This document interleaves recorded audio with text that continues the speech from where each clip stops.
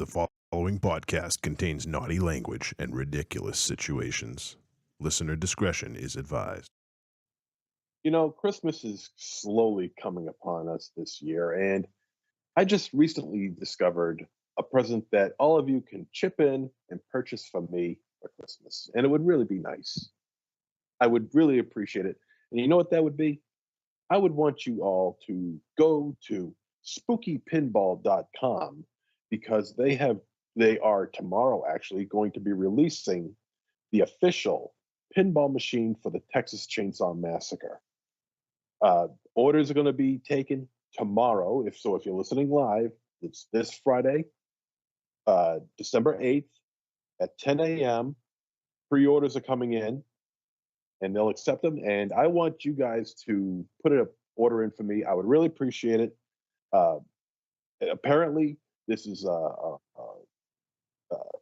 in the wake of the official video game from Gun Interactive, and so far that's been a pretty big hit from what I'm gathering. But a pinball machine, and it's got all interactive shit on it too. The cabinet, the artwork on this cabinet is killer. It is so fucking sweet, and it's grimy and bloody and gory and fun and leathery and all this other fun stuff. So yeah, go to spookypinball.com. Say, hey, I want to buy Monster Zero, the Texas Chainsaw Massacre pinball machine.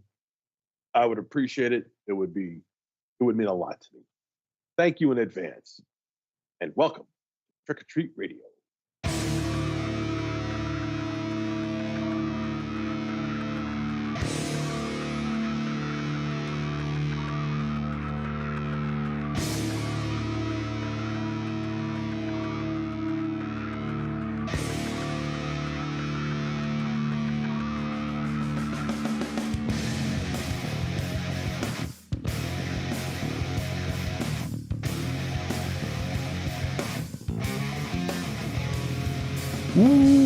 Welcome to episode 593 of Trick or Treat Radio.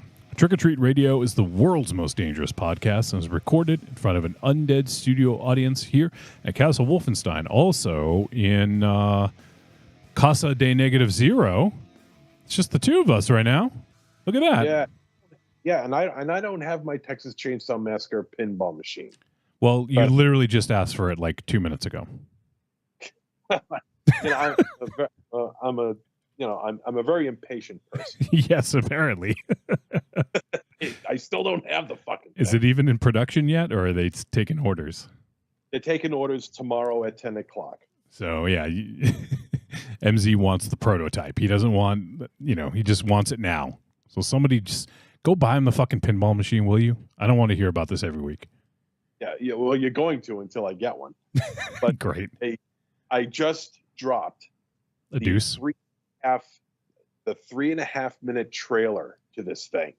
On the Trick or Treat Radio fan interactive page, or whatever the hell we're calling it, the fib. Okay, I don't think we've said that in about 10 years. Yeah, I guess we're not calling it that. You know what? Just go to Facebook. Just go to Trick or Treat Radio. I dropped the 3.5 minute trailer for this goddamn thing. It is awesome. Check it out. And then buy me it. Oh, there you go. So what else we got going on? So it's just the two of us right now. Raven Shadow will join us. I don't know if he's indisposed. If I don't know. What do you think he's doing, MZ? Finishing the movie? I think, yeah, right. I wouldn't. It wouldn't surprise me. It could be either that or Ollie's out taking him for a cigarette walk. That's thinking. He's out taking him for a cigarette walk, and I think that's about it. You know, it's one of the two things. I'm leaning more towards him finishing the movie, though. He's probably watching both movies simultaneously at the same time. Two TVs going on. His eyes are shifting back and forth like this. Well, honestly, like there's no way he could figure that out. He's too technologically inept to figure out how to do two movies at a time. Although if we told him how, he'd probably fucking love it. Oh yeah. So speaking of, yes, it is December double feature Cram Jam. and that is when we watch 2 movies because we're trying to cram it all in at the end, as they say. You know, we're getting towards the end of the year. 2023 is coming to an end, and we got to cram it all in, right, MZ? That's right. We're cramming and we're jamming. Cramming and jamming. How much can you cram? How much cram could a cram jam cram if a cram jam could drink? I almost did it.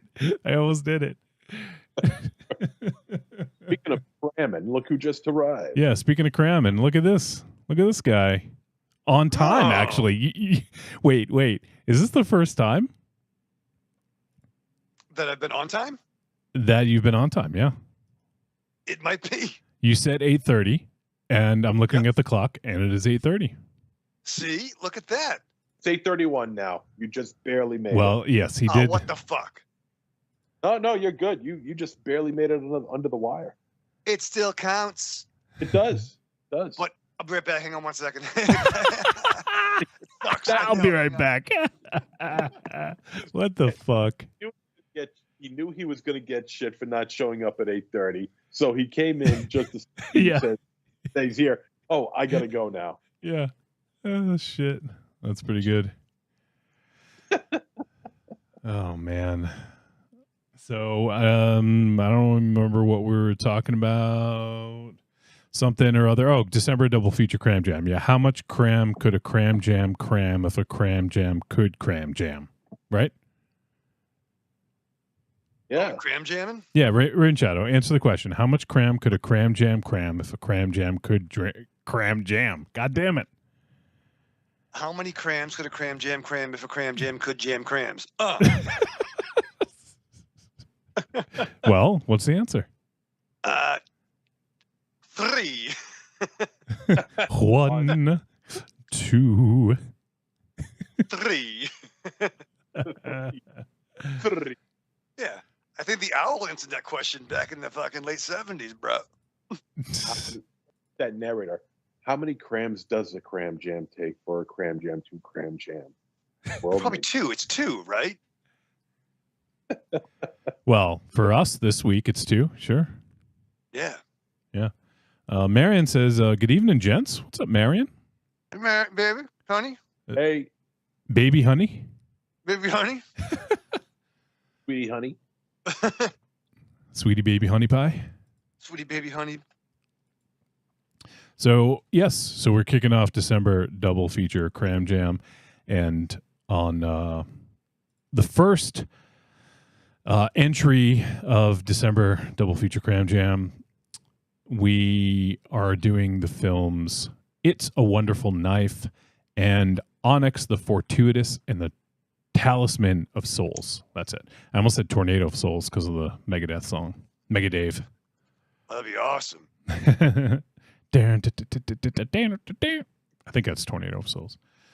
Yeah, so we're going to be talking about these 2 films. I'm looking forward to talking about both of them, actually. I think could be some interesting discussions.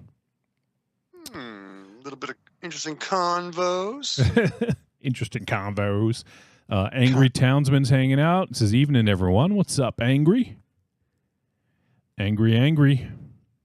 Are you angry, Raven Shadow? Not at the moment. No? That's good. Yeah, MZ's early. loose. He's loose and loose like a goose. He's good. Look at him wearing white after Labor Day. I know. My God! I did a Raven Shadow. Labor Day. I'm done. My radio career is done. Labor Day. No, I like the little white. Is that a Friday the 13th T-shirt you got going on there? Yeah. Oh, I saw that. It's a Brady Bunch of Jasons. Yep. The Jason Bunch. The faces. Oh, they really That's missed an nice. opportunity for the Jason Bunch right there. Right? Yeah. Well, should be the Voorhees bunch, right? Well, no, because there's only one. Oh, it could be either. What's But no, better, I the was Jason scoping- Bunch or the Voorhees Bunch? Let's go Voorhees. Yeah, Voorhees bunch. I noticed that. I noticed Johnny, your little blue Under Armour gimmick you got going on there, looking all swole. I like that. I think it's gray. I don't know. I'm colorblind, so I don't know. I think it's blue. Well, it Does could be look the cool. light. I have like a very bright light. Okay. So it could, maybe it's a little bit. Yeah, you know what? Maybe it's like a heather, blue, because it's got some gray. You know, like when something's heathered, it's kind of like grayish. So I don't know. You tell me. It looks really blue, dude. Blue. You look good in blue. You're my boy, Blue. You're my boy, Blue. The blue man dude. The blue man dude. The blue man dude.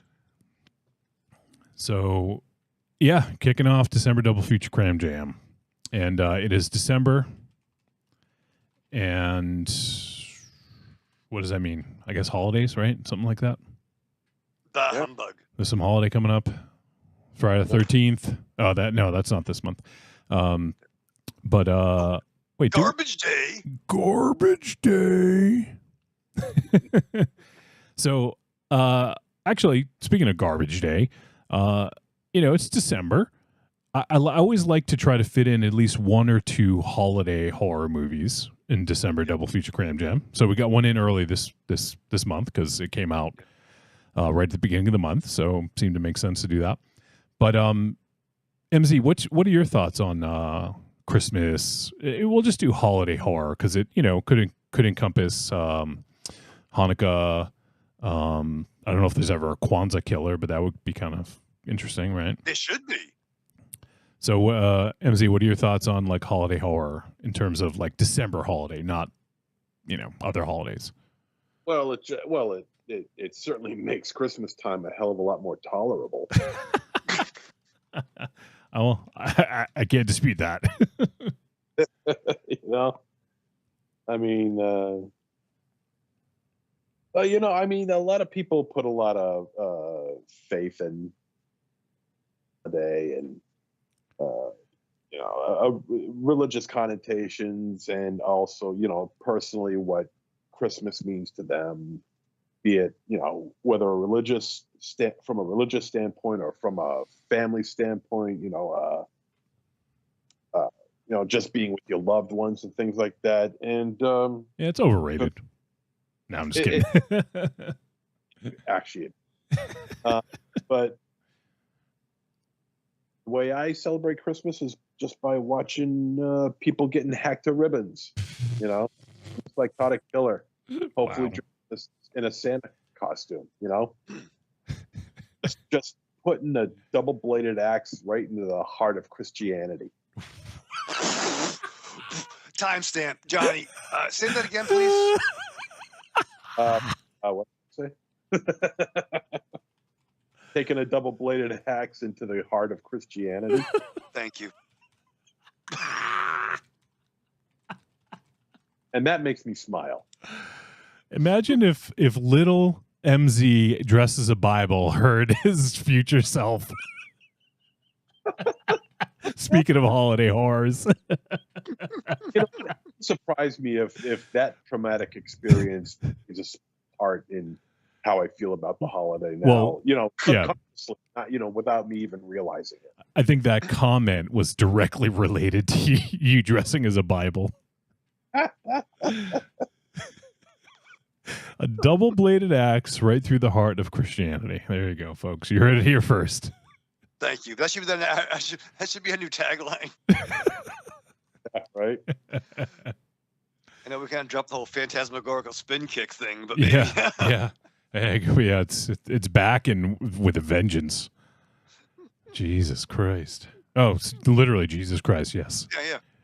Jesus Christ walks into a hotel, hands the innkeeper 3 nails, and he asks, "Can you put me up for the night?" Oh, shit. Oh, man. So let's see. So we got some doing 2 movies a week this entire month, and we got some interesting ones coming up, and some ones that we've been looking forward to. So lots going on, and the holidays, and also let me not forget this, but also we have a live special to tell folks about. I know Ravenshaw's excited about it. I think MZ would be excited about it if he knew what the fuck we were doing. He still doesn't know, I don't think. even though we explained it to him and gave him cited examples. But it'll be 2 weeks from tomorrow on Friday night, Friday, December 22nd at 9 p.m. Eastern Standard Time. And we're doing 9 p.m. because we're being kind to our friends on the West Coast, because we are once again doing the Krampusnacht party.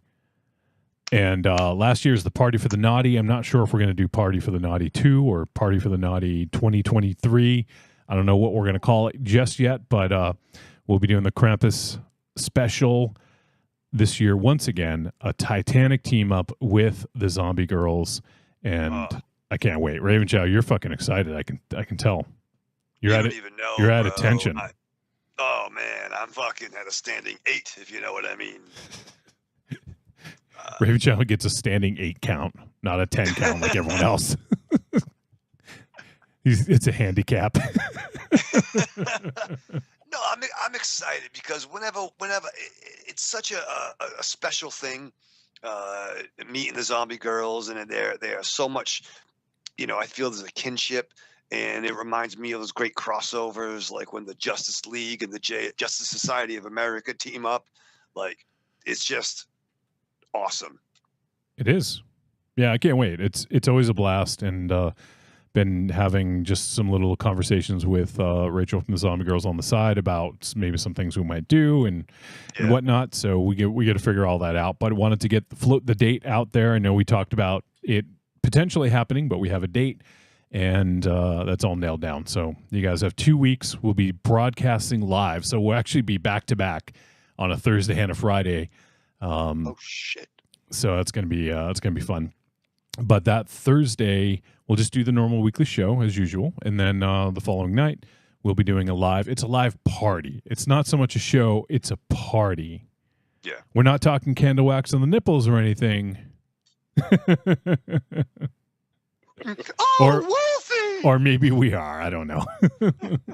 Gets a little crazy with the Zombie Girls, so you never know. Oh. You told me you were brushing your hair.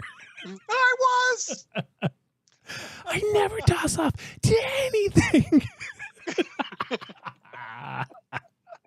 Let's just watch that movie again. That'd be awesome. Holy But shit. no, you're going to get toe up from the floor up, drinking Toe syrup. up from the So flow listen. up, whatever that means. Yep. Yeah. So, children, put your parents to bed. Listen, use your earn time if you got to work on Saturday, leave work early. It's going to be fun. So get your, whatever of choice, and yeah, it's going to be a party. Yes, it'll be a party for sure. So looking forward to that. Can't wait. And, yeah, so we'll probably have an idea of what we're going to be doing next week. So we'll talk a little bit more in detail about that. But yeah, looking forward to it. Party for the Naughty with the Zombie Girls. Let's see. Oh man, Marion says, I'm on the last day of Paxlovid. I got the Rona. Oh man, I thought I saw that. That sucks. Raven, you must be going fucking nuts. It sucks. Like, I know I feel bad. Because both Mary and I were vaxxed we got 4. You vaxxed that ass up? Oh, we fucking vaxxed and relaxed. You know what I mean? Watching Shadow Stephen on Tracks. You know what I mean? Remember that show? MZ does. But we're all fully boosted, and it's fucked up. Like, so, all right. So we're going to talk about it. But yeah, so unfortunately, Marion got the vid again. But I've tested on. I sequestered myself over the weekend. I ate a lot of edibles while I was just in case. I kind of stacked up. I want to be able to eat a lot just in case, it finally got me, because I dodged a bullet. I'm like fucking, Daryl, Walking Dead, season 38 or whatever the fuck. Raven Chow was like fucking Neo in the Matrix, dodging Corona. He's dodging it. So I'm trying. So I sequestered myself, tried to eat as much food as I can. I tested myself on twice on Sunday, and then on Tuesday, which was the 5-day mark of when I last saw Marion. And so far, I've had no fever, no symptoms, no vid. So it's good. weird. It's good. It's not, I mean, you know, especially if you're vaxxed, it could just bypass some people, you know, it's just the way it goes. And it could be, I mean, I don't want to say it out loud because I know some people don't like it when I say it, but it might be my Italian biological makeup that is enhanced by Earth's yellow sun has kept me safe so far. I think in some fucking weird like twist, it's probably your smoking that saved you. So I'm thinking that's exactly, yeah. All the nicotine that you're inhaling is really like kind of burning out the COVID cells. It doesn't get down like into your lungs because the smoke just pushes it right up. It's like, oh, fucking COVID, this whole wing is fucking closed. We got shit up here that's brewing already. Yeah. You're not welcome. Yeah, we're all set. We're working on cancer down here. Get the fuck out of here. Yeah. I hope not. For the record, long game. For the record, I hope not. But you know, that's sort of a hallmark. You know, we have no room for you, COVID. We're filled with Uncrustables and cancer. Yeah. and black cigarettes. lungs. Yeah. Yeah. All that nicotine is formed like the 300, the Spartans, yeah, the fucking Spartans. phalanx. Holy shit! I mean, it kind of makes sense, right? It almost does. It's frightening, actually. I wonder how many smokers. Maybe that's, you know, maybe there's so few smokers nowadays. Maybe they haven't put two and two together and realized that that's what's keeping the COVID away from people. It's true. It's like our COVID will block out the sun. Well, then I'll smoke in the shade. You know. Our arrows will blot out the sun. our black lungs will blot out the COVID. I drink a lot of water too. Oh, that's good. You should. It's good for your skin and your hair, Raven Shadow. Yeah, nice. Yeah. Yeah. And the flow, you know. And yeah, if it ain't hops involved, I drink water all the time, so that's good. Yeah, hops or water. Yeah. You know what? There's water in beer, Raven Shadow. Yeah, it's like flour soda, dog. It's good. Flour soda. Oh God, you should show up late more often.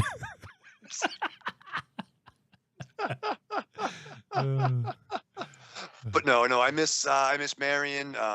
She's a trooper. She's hanging in there, and it sucks not being around her. So I hope she feels better. It's always weird, like asking a question when someone's in the chat room and it's on a delay. But I hope maybe you can just answer, Raven Shadow. But if not, maybe Mary can answer for herself. But did she have it bad, or was it like a mild? I mean, I think being vaxxed, you know, yeah. Like I said, we're 4-time boosted. We even did a couple four-time booster champ. Yeah. We got boosted together in the same room. It was kind of fucking weird.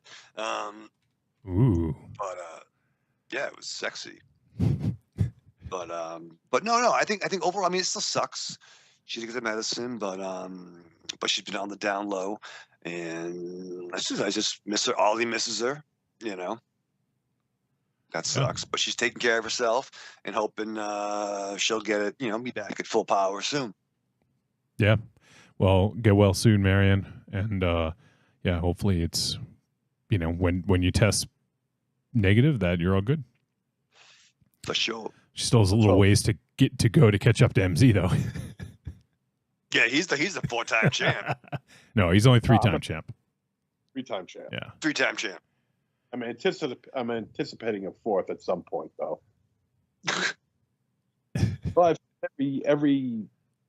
had it. What? Let me see. I'm trying to think. Yeah, I got it this year, last year, 22, 21. I got it at the ass end of 20. I know that. 21, 22. I don't think I got it this year. Wow. I don't think I got it this year. Well, there's still a few more days left. Yeah, don't speak too soon. I've had it 3 times, but it's been around for 4 years now. So 20, 21, 22, and 23. So I must have missed a year. I think it was this year. Missed a year. Got another vax about maybe a month ago. So nice. I'm all set. When did I get mine? I'm trying to remember when I got my vax. I think it was September. Yeah, was it September? I think it was September. Oh, Marion says the headache's been the best, not the best part, the worst part. Sorry, Jesus. So, all right. Well, glad to hear it's not too bad. Creepy Girl is hanging out. What's up, Creepy Girl? And, Creepy Girl. And she says, "Oh, he misses you." Talking to Marion. And Creepy Girl says, "I've had it 4 times. First one was bad. The rest was like a cold." Jesus. She got you beat, MZ. Yeah. The first time is the roughest. I don't know about anybody else, but first time I got it, it was bad. And I'm going to assume that's the same for everybody, you know. But did you get it pre-vaxxed, pre-first vaxxed? I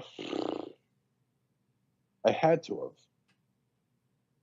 have, because when I got it, the first time I got COVID, I was working at my new job, but I was still under the period in which, no. This is what happened. I had a new job, and for 3 months, I was covered under the temp agency's insurance policy. Okay. And after that, I was uncovered because I had to wait another 3 months before I could get insurance through the company that I was working for. And it was at that point in between that I got COVID for the first time. So I didn't have any insurance when I got COVID the first time. But the company was nice enough to put me on their insurance, you know, just for this one. A matter of just, you know, poor timing that I would end up getting COVID during the time when I didn't have any insurance. So they were nice enough to cover for me. And but yeah, that sucked. It royally blew having COVID the first time. Oh God. Because I said to myself, I can guarantee you, if I get COVID, I'm as good as dead. Jesus. You know. I'm glad you're optimistic about it. Yeah. No, but this is serious. True. This is true because, you know, it goes against older people. It goes against people with some weight on them, people with low immune systems, people with asthma. I fall under those 4 categories. And somehow, through whatever, I happen to survive. Somehow. Well, I mean, if the fucking San Diego chicken couldn't take you out, I don't know if anyone can at this point. It's true. Well, he'll never take me out. I'll take that goddamn chicken before he even do anything to me. Shit. Yeah, because you were like, I moved to Maine. All I got was this lousy COVID. Yeah, no shit. Yeah, right. So I heard some bad news today, and surprising news rather. I don't know the man, but this name will mean something to MZ and maybe to Wolfie. Did you hear Ralph Cirillo died? Yeah. From the Stern Show. Yeah. Oh, I did. Okay, yeah, I did see that yesterday or 2 days ago. Yeah, he was pretty young too. That was his stylist, right? Yeah. They were. I mean, they met from the old Channel 9 show. Yeah. He even called into Howard back in like '85. So they go back ways. I think he wasn't much older than we are. think it's 50s. I think. Yeah, probably early 50s, but I think he was maybe. like 8 or something like that. Oh, really? Yeah. I could be wrong, but I think he was like 57 or 58. Do we Yeah. know what happened? I heard Howard's eulogy. I don't know. I just saw that it came up in a headline, but I didn't read too much more than that. He was pretty distraught about it. Yeah. Yeah, it was a bummer. Yeah, I don't remember too much about him, but I remember the stylist, being on here and there. So Yeah, he'd be on the old E show. He yeah, would come on and do stuff, and then he kind of like, I think he moved off the show as the years progressed, but yeah, it's that's kind sad. of a That's bummer. always sad, man. It is sad to see he wasn't like a full-fledged member of the Whack Pack. No. But, no, but I mean, when you see all these guys, these people dying, it sucks, like Fred the Elephant Boy and Crackhead Bob and, Yeah. And now Ralph Cirillo, and it's sad, The giant died. The Giant. The big dude, the guy. Yeah, he was in House of 1,000 Corpses. Yeah, Big Fish. Yeah, and Devil's Rejects. Yeah. What was his name?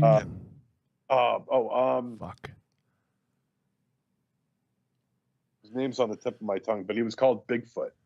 Bigfoot. Yeah. And Hank the Angry Drunken Dwarf, he's dead. Who saw that coming? Yeah. He's still alive, thank God. Yeah. Beetlejuice is immortal. He might be. Yeah, well, so long as he keeps wearing that Superman outfit. It's true. Matthew McGrory. Rory, that's it. Yeah. Yeah. Yeah, I think if I'm not mistaken, I think he was at Rock and Shock 1 or First 2 year. years. Yeah. First year. Oh. He was. I saw him there. I mean, Jesus Christ, the guy was fucking enormous. Big dude. Yeah. Huge, big fucking dude, man. A lot of health issues went along with it, but god damn. Sure. I'm sure it's like that. If you're too big and too small, it's just it's hard to,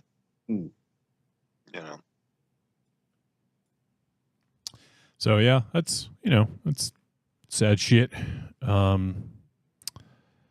right, so we got think of COVID, death. yeah, COVID, death, what's- cancer. I mean, what else? What else you guys got? Hopefully that with Christianity. Yeah. And I still don't have my Texas Chainsaw Massacre pinball machine yet. So No, not yet. Raven Shadow missed that because he didn't hear the intro, unless you were listening. No. I'll check it out mañana. well, do yourself a favor. Go on to Trick or Treat Radio on the Facebook page.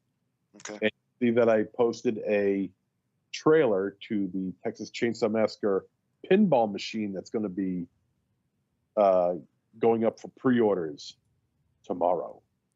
Oh, for really? Yeah, this thing kicks ass. So yeah, there you go. I think I want to start to wind things down because we got 2 movies tonight, and I know a lot of times we shoot the shit and then don't leave enough time for movies. We have to kind of breeze through one of them, but we're going to talk about It's a Wonderful Knife first.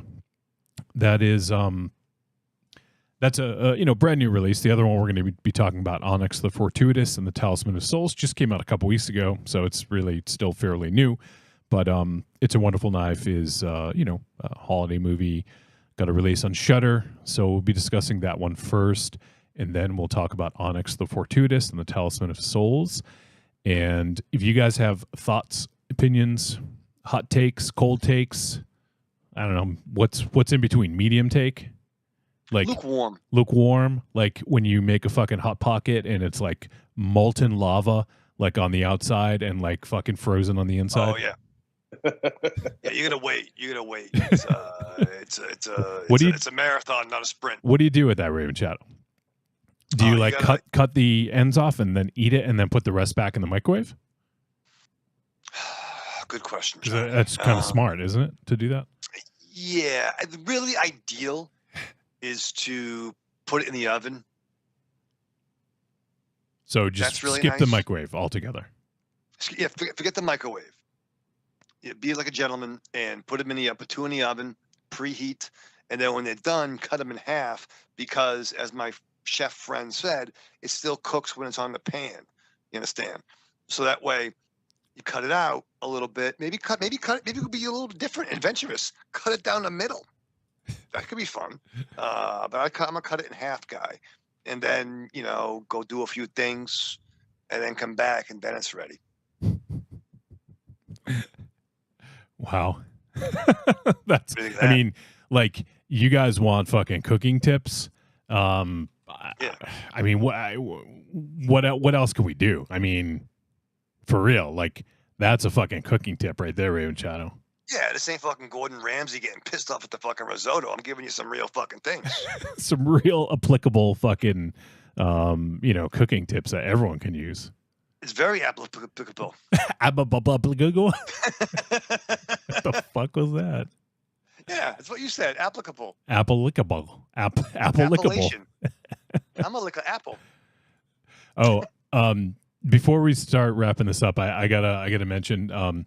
So on the Star Wars show last night, we talked about A Disturbance in the Force, that documentary about the holiday special, and so it got into a conversation about Hollywood Squares because Bruce Vilanch was one of the talking heads in the documentary because he actually he was one of the writers of the holiday special. Stop it. That's right. Yes. Yeah, he was one of like 5 writers, and so it was 5 writers. Yes. It took people to write that thing. Yeah, 5 writers. But yeah, Bruce Vilanch talks about it, and it's actually pretty interesting. I'd recommend for any Star Wars fans, or even MZ's not a Star Wars fan per se, but he loves the holiday special. So, if you've seen it, I would say if you haven't seen it, it's probably not worth a watch because you have to understand what you're getting into first, I think, Right. But it is, it's something. All right. It's, some of the stuff I didn't even know. And I think, when you talk about a good documentary, teaches you something about the topic that you're watching that you didn't previously know about, right? Like, to me, that's a good documentary. You learn something, it's entertaining, and you find out some things you didn't know previously. Yeah, I'm interested to know just how much cocaine Carrie Fisher was on when she was doing that show. Well, that's a big thing. They didn't talk about that, unfortunately. They don't? No. Oh, come on. It's about how it got made, like how George allowed this to happen, like all that sort of thing, like, and then sort of the production of it, of how, like, why did this even exist? Or like, how did it become what it was? But they showed, there was the mind evaporator. That was the fucking, like, basically the porn VR that Chewbacca's, like father, was using. Like, there he is in the middle of the fucking living room, like, stroking one out. Basically, right? Like, he's like, like, making all these fucking weird noises. And who is that? Who's that singer? Do you remember, MZ? Ann Carroll. Was it Ann Carroll? Okay. Carroll. No, Diane Carroll. Yeah. That's okay. That's why Ann Carroll's not wrong. Yeah. So in the documentary, it's revealed that was supposed to be Cher. She had signed on to do it, and then she backed out. Good call. Yeah. She saved her career, I think. Harrison Ford was like, "Wait, we can do that?" I don't think he had the luxury. Yeah, he unfortunately had to play Han Solo in the original film. But that's been in this thing, but he is, and and he was, and he regrets it every second of it. But it's pretty interesting. I would definitely recommend any fans give it a watch. And Where can we find that, Wolfie? it's on VOD. Oh, pretty good. Not Disney Plus. No. So if you want to watch A Disturbance in the Forest, yeah, it's on VOD, so you can check it out there. But yeah, Awesome. just wanted to bring that up. And we were talking about Bruce Valanche, and that got into a Hollywood Squares discussion. And then Paul Lynde was brought up, and we were all embarrassed because we couldn't think of his name. And then we were like, oh, MZ would know. Paul Lynde was the shit, man. Yeah, I know. The confirmed bachelor. Oh man, we should do a fucking Hollywood Squares type show. Maybe we should do that with the zombie girls. Yeah, That would be interesting. That would be fun, and get Rocky and yeah, we'll get some people to play or something. I don't know. Ooh. get Creepy Girl and How could we do that? Let's think about it. Not right now, but how can we do Hollywood Squares?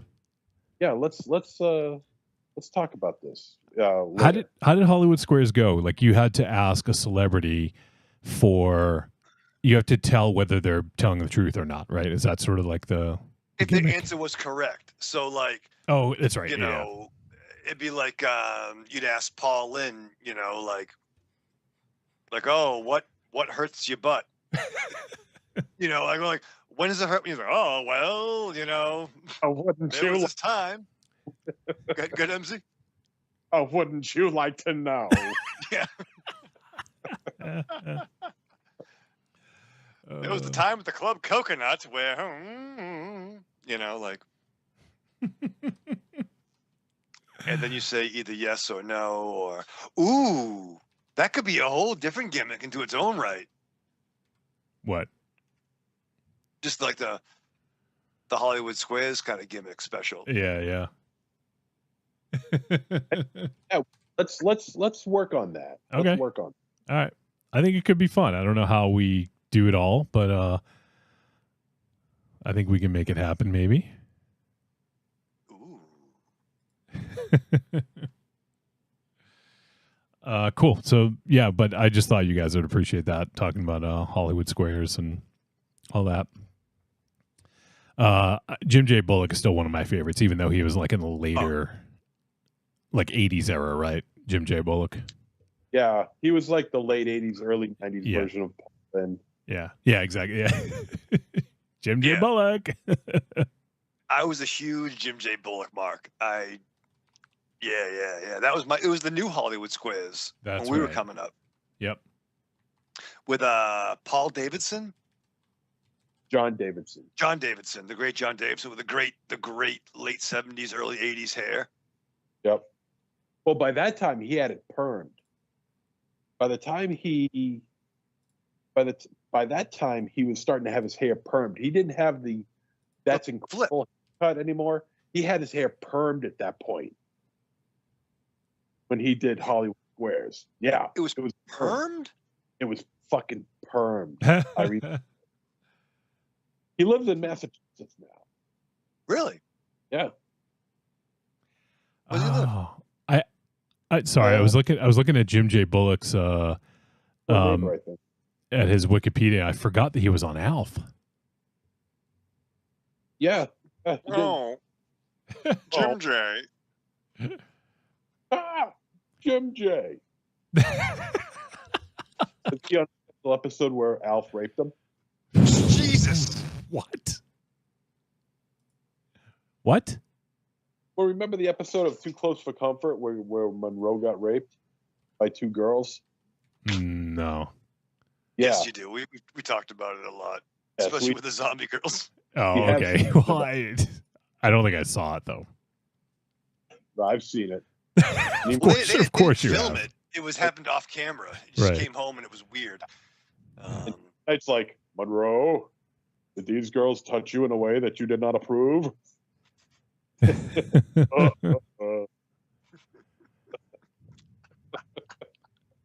Oh, the great Ted Knight.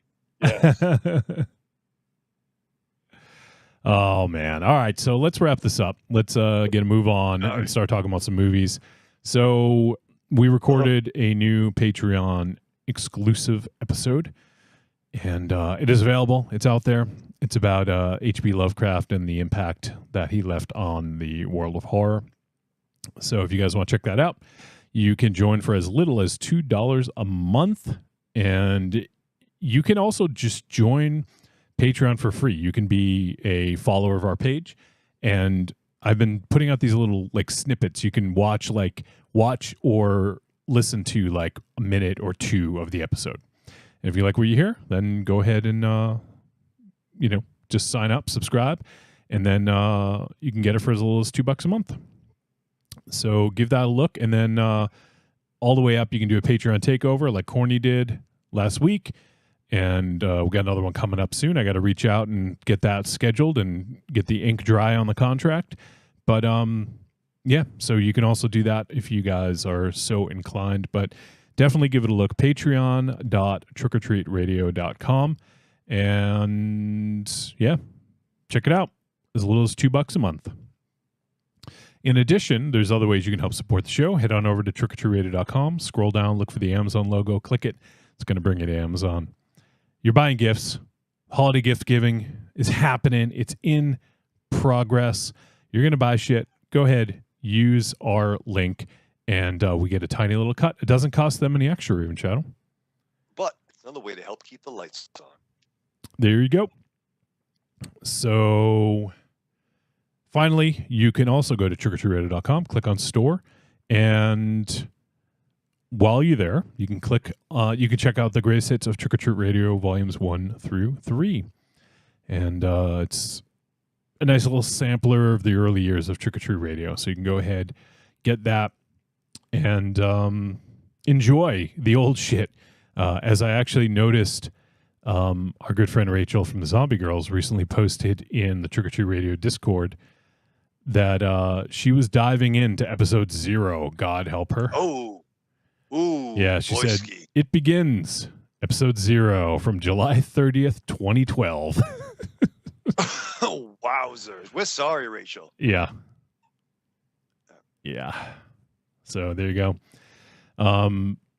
It's, yeah, like I'm even just looking at the like write-up, and like the last part of it says, you'll hear them discuss a modicum of geeky topics, including comic books, horror movies, music, independent professional wrestling, and of course, the Deadites.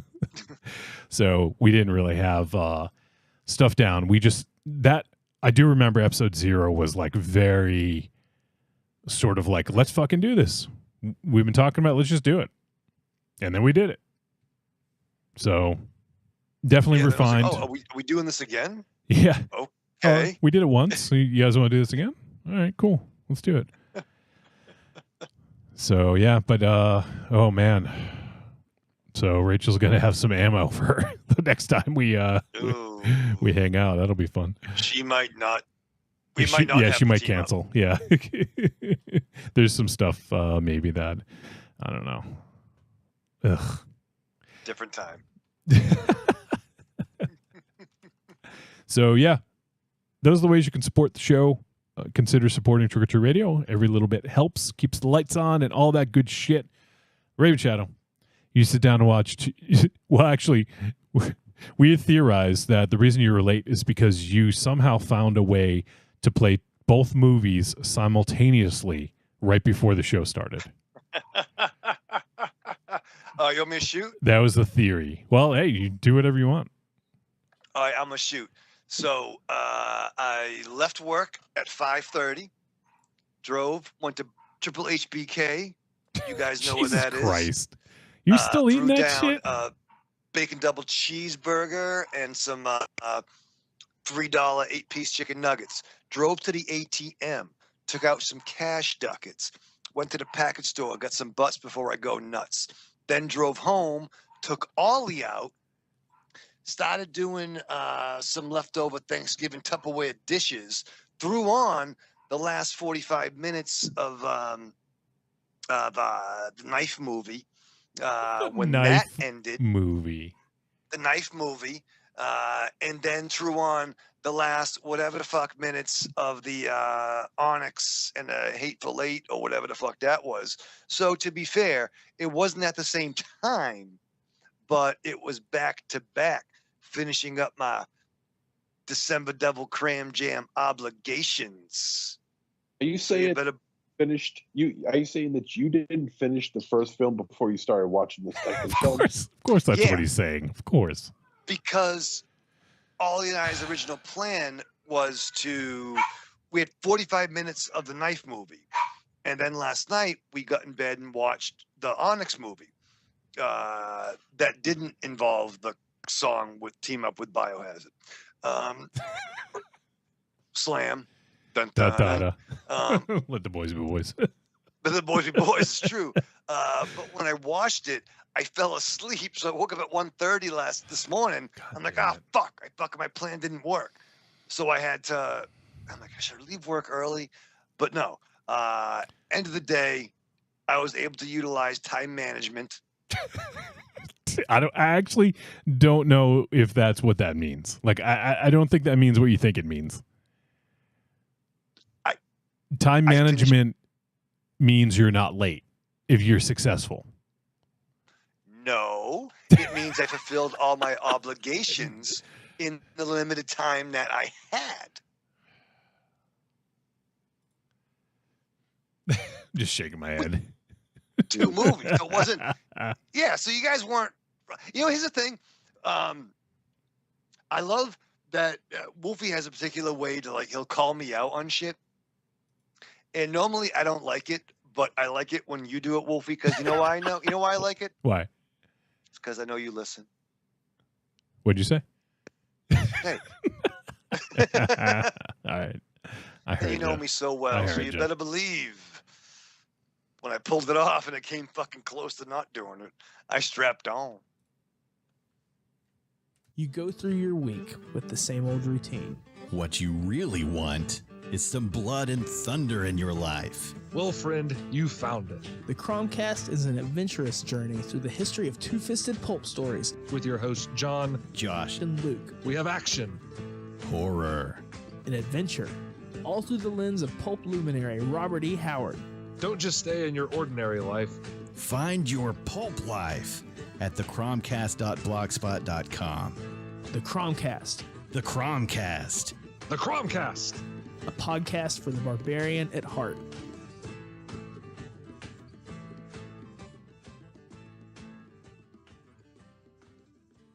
I'm Alex West. And I'm Andrea Subasati, and we're from the Faculty of Horror podcast. And you're listening to Trick or Treat Radio. Greetings! We are the Retro Reductopus Cephala Podcast, a bi-weekly show that celebrates all the things that made growing up awesome. He's right. We wax philosophic about lots of geeky crap like old video games and movies, toys, cartoons. I don't know, help me out here. Music, pants, quoting video games that don't have dialogues, shabibans, tasty news, Unnecessarily long Japanese onomatopoeia. Butt breathers. Uncomfortable nature facts. or how to install a thermoflange. And unlike all those other podcasts, we at Retro Reductopus have an exciting rotating host schedule. Do we? We sure do. So, if you didn't like the guy flapping his gums this week, like me. worry not, gentle listener. Next week we'll have a whole new host. Of problems. Hey, they might still suck, but they'll suck differently. And you know what's really cool? Retro Reductopus is part of the Inebriard Podcast Network, with new episodes out every Tentacle Tuesday. Which is like every other Tuesday.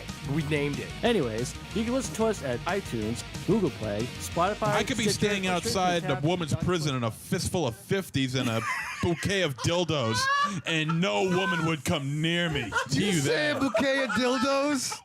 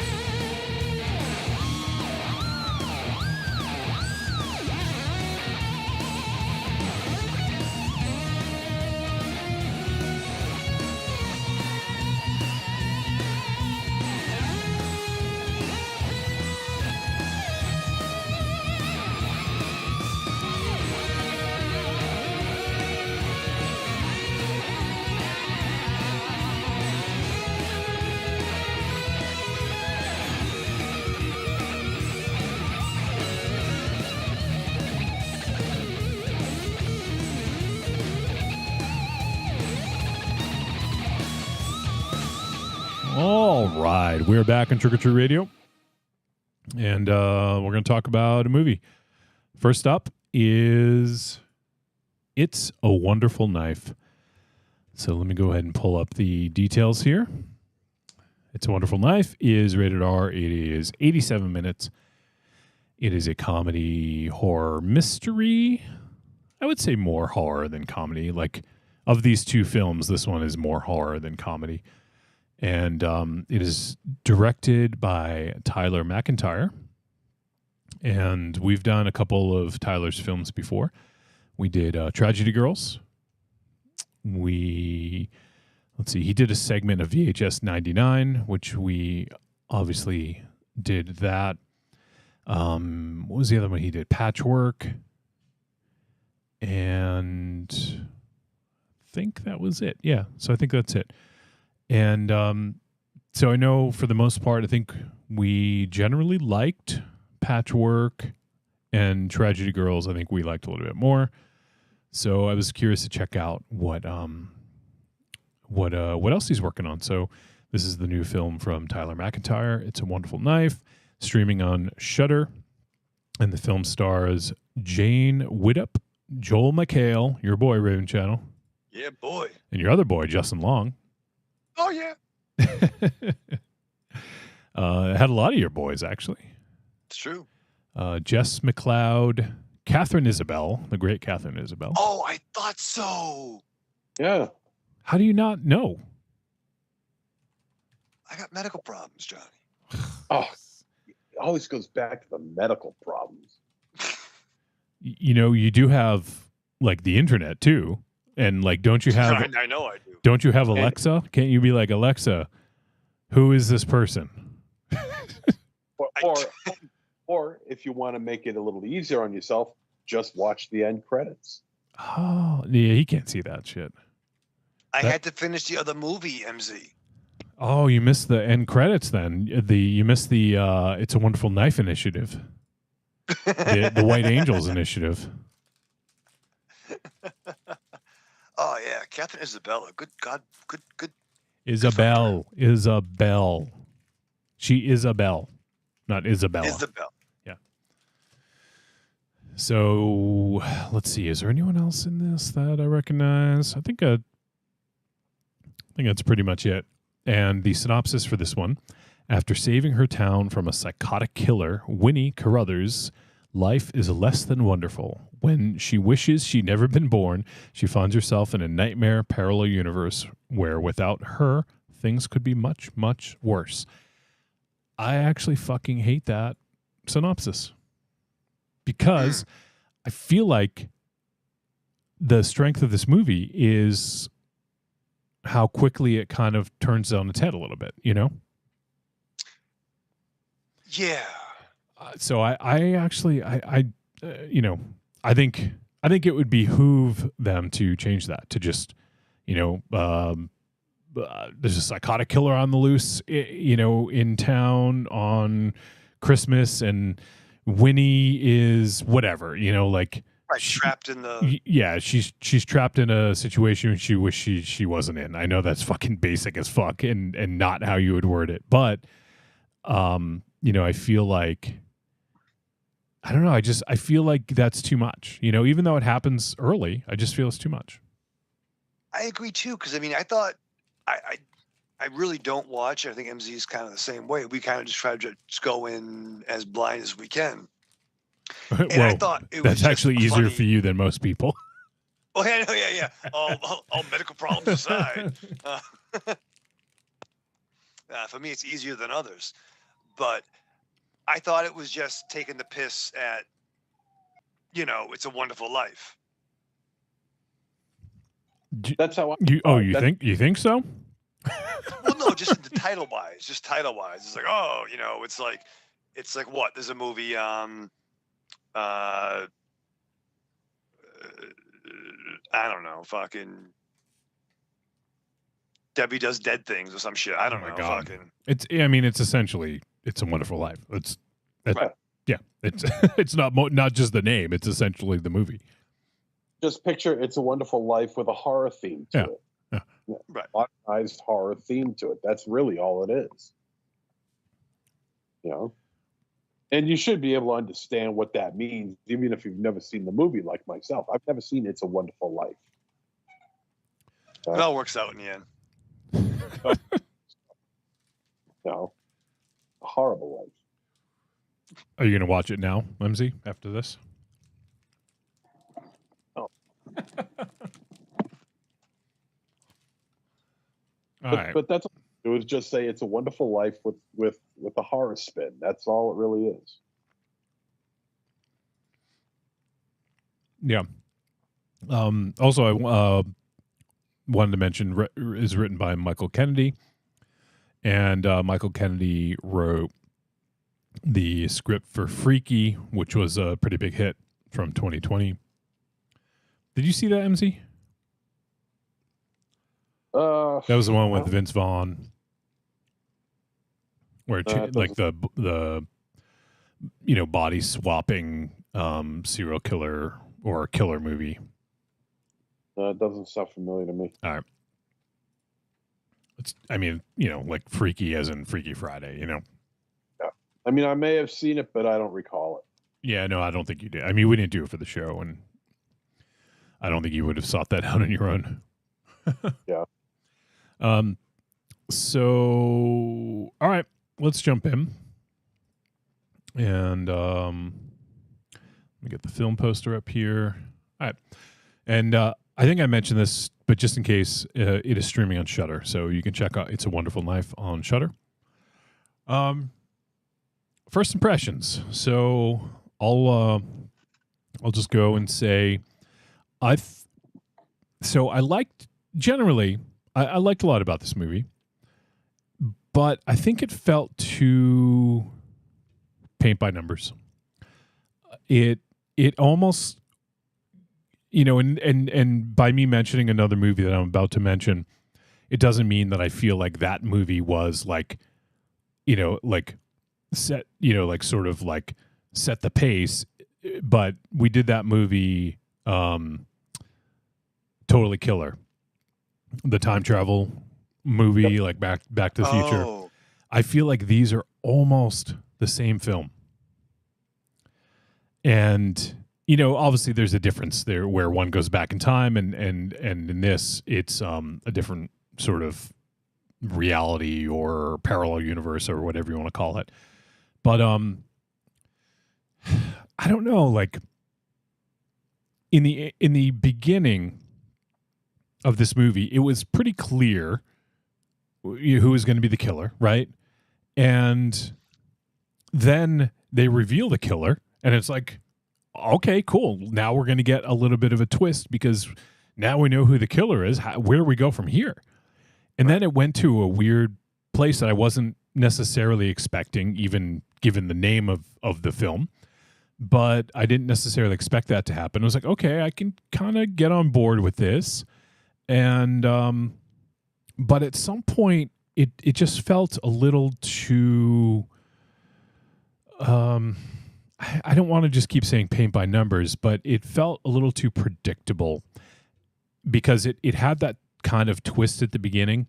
And then after that, like I feel like they were trying to confuse the viewer as to who it might have been, but there really wasn't any confusion about it, So I think that's, I don't know, just saying I think that's what, it kind of left a little sour taste in my mouth. Overall, like there's stuff to like in this. And I'll pass it off to you guys, but there's one more thing I want to mention. The first kill in this looked really bad. And when your first kill looks bad, like you lose me. And do you guys know what I'm talking about? The throat slit? Yeah. You could see the knife isn't even like touching. Like, I don't know, like it looks so weird. Like I know like a sharp knife, if you just graze it across skin, it's probably going to, like create a cut. So you probably don't have to apply a lot of pressure, but there was something that just looked off about it to me. And your first kill, I feel like it needs to look good.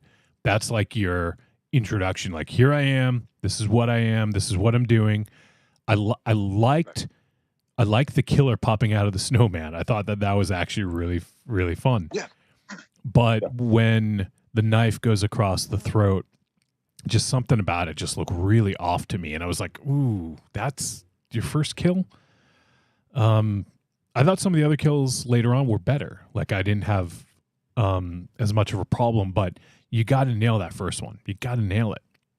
And it's almost like your first one and your last one needs to be the big. Exactly. event. Yeah. And then if you have good ones in between, great. That's not to say that you can completely like fuck off on the other ones and just not try on them. But, the first one and the last have to be killer, for lack of a better term. It has to look good, has to be memorable. And that was the thing. So it kind of set a weird tone for me. We'll get into the more nuts and bolts of it, and I'll give my verdict at the end and my other thoughts as we move along. But I'll stick to that. So one of you guys, feel free to go ahead and give your thoughts or your first impression. MZ, who's on? You're muted. Sorry. Well, you're about to say the first kill. It just looked bad. It looked like they weren't exactly confident in the effect being pulled off, and they just did what they could with it. But it either that was, or if you knew you weren't going to have a decent effect, at least maybe shoot it from a different angle, and maybe if you're going to have like a neck cut like that, I would and you don't have like the ability to pull it off for whatever reason, be it monetary, technical, something on that idea, I would suggest using a different camera angle instead of being straightforward into the shot, because you're just giving yourself away by doing that. Also, I felt it's weird. I felt like there was some sort of a disconnect between the killer and the victims. Like, not that there was no correlation between the two of them, between the victims and whoever the killer was. But for some reason, it just didn't feel right. I don't know why. There's something about it that just didn't connect wholly with me, and I don't mean HOLY, I mean WHLLY. Right, because that comment about Christianity means you're furthest thing from holy. That's why I wanted to make that distinction. That statement, Yeah. and correct myself. But there was just something about the way the killer was acting towards his victims or her victims that just didn't. It just didn't feel like it gelled right. I don't know. Not that I didn't like the characters. I did like the characters. Some of them were fun, interesting. Being normal teenagers. I think I liked the way. Shit, what was her name? The lead actress. Winnie. Winnie. The character, yeah. Yeah, Winnie Carruthers. I thought she played her role pretty well. I think she played it about as well as you could play it, given the circumstances. But the killer, for some reason, the killer just kept on bugging me. It wasn't a bad costume. I think what the killer wears is pretty cool. Just the motivations behind the kills, I think, is what's throwing me. I couldn't understand them. I don't know. There was just something very, very odd about it that I just couldn't connect with myself. I don't know about you guys, but it just felt odd to me. But we'll go on as we continue. All right, Raven Shadow. Yeah, so I hear what you're saying. I mean, overall, I was interested in the beginning of the film. I did love the look of the killer. Yeah, I did. And I think I did like the killer, the sort of like the angel. It was interesting. Yeah, I did like the look. And I think we may have had this conversation in the past when you're looking for new, for lack of a better term, iconic slashers and looks and stuff like that. I think this was very different. It kind of, it took on the robe aspect that, the Scream franchise kind of, at least if not created it, made popular. But I love the look. I love the faceless mask. Almost like if Moon Knight was a slasher. Yeah. To those who haven't seen the film. And I like that. And I liked Winnie's character, and I like that they fought back. Which I'm saying is a positive now, and I might change my opinion as the movie progresses and the discussion progresses of something that did rub me the fucking wrong way. But I was, for the most part, I was in, and I liked the ending of the first, conflict, if you will. What I struggle with is the first 1 year later. And unless I missed something,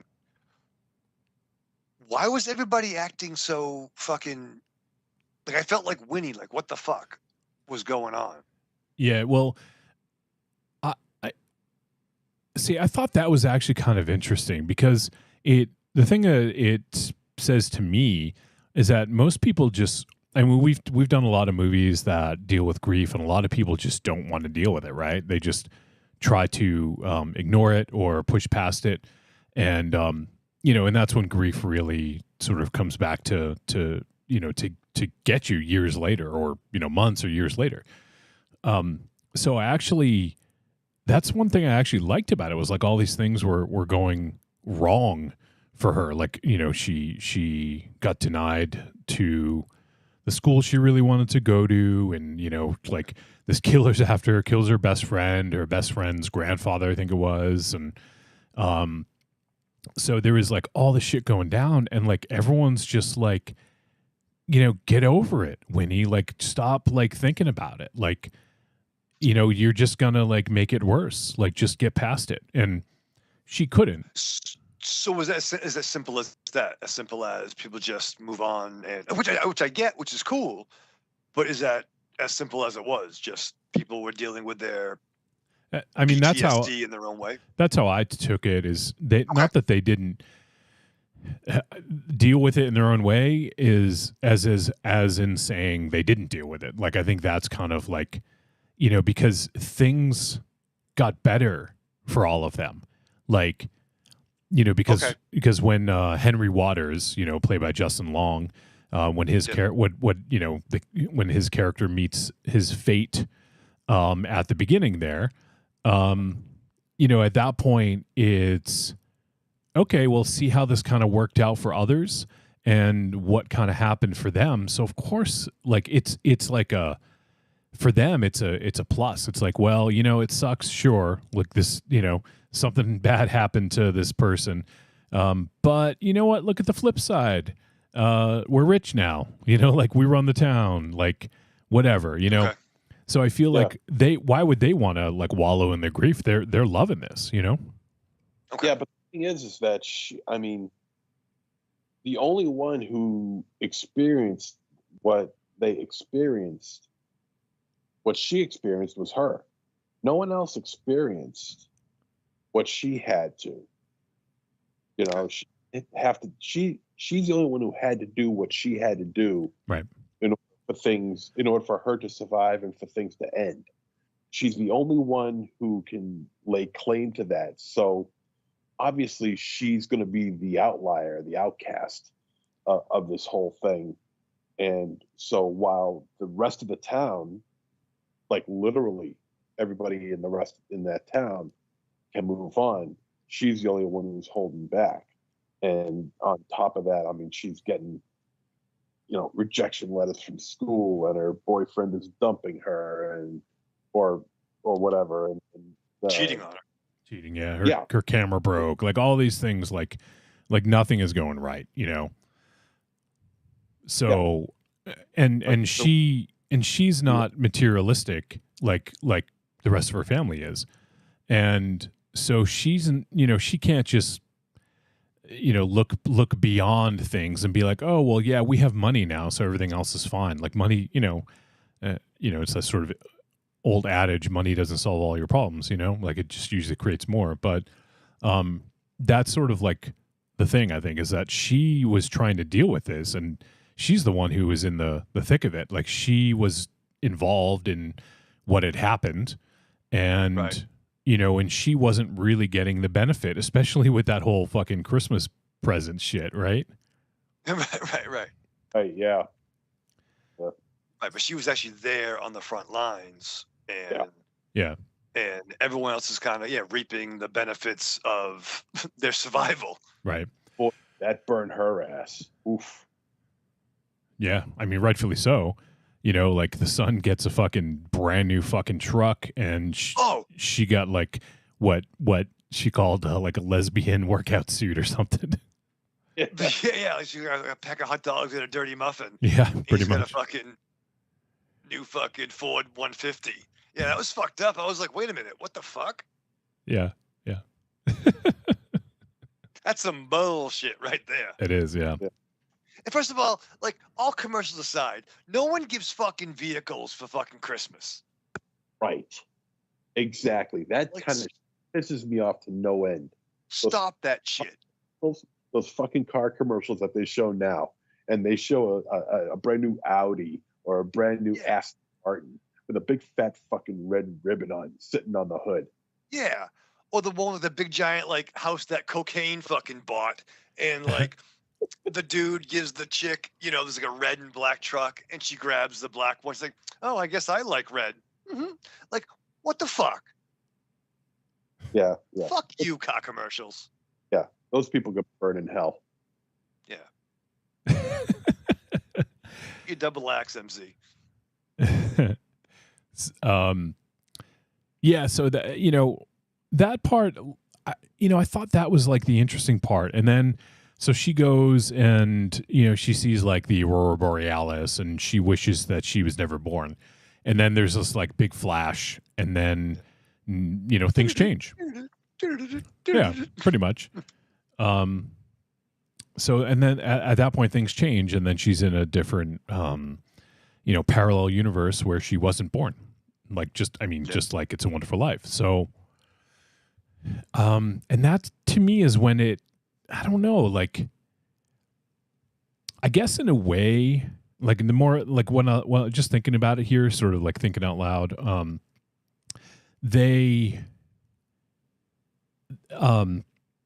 in the movie, like it was almost like she didn't know her family at that point in time. Like when, 1 year later and all that, when they had, buying each other fucking cars and all that shit, like her family was like changed, right? And she didn't change. So in a way, like she didn't really know her family anymore. And so that, when we go to the parallel universe, it's almost like, yeah, I get it. Like she doesn't know her family anymore. Kind of like a similar thing, but there was something about that didn't, I feel like it stripped away some of the emotional impact, because I thought it was really interesting where Winnie was dealing with all the stuff with her family. And I thought that would have made a more interesting film. Like if the killer kept killing in that timeline, who would it have been? Because we thought the killer was dead, What's the thing? I'm going back to the 1 year later. Like, I get the disconnecting from, obviously, like nowadays, 9/11 Remembrance Days aren't what they used to be, right? Yeah. But Winnie was the fucking hero of the fucking day. She should have at least got a fucking scooter or some shit. Or a snowmobile. I know, right? like it seemed like everyone became dicks. Like, fine, I get everyone moving on, but like, why was she like a pariah to her family? Maybe, and like, if they are assholes, you know what? Why go back to that fucking timeline? I'd wish upon a fucking Aurora Borealis and be in fucking Paris or some shit. Wish upon Aurora Borealis. Yeah. Oh, the whole Aurora Borealis thing really threw me. It didn't make any sense to me. Now, in this universe that the filmmakers have created, okay, we're supposed to believe that the Aurora Borealis is the gateway or the doorway to Winnie going back to her former timeline. So you could say, or timeline. Okay, we'll go that. Yeah. But I mean, in the timeline that she's set in for most of the movie, and where she's teamed up with Weirdo, who I love, by the way. I thought she was fantastic. Yeah, she's great. She was great. I thought she was the best thing in the whole movie. How it's like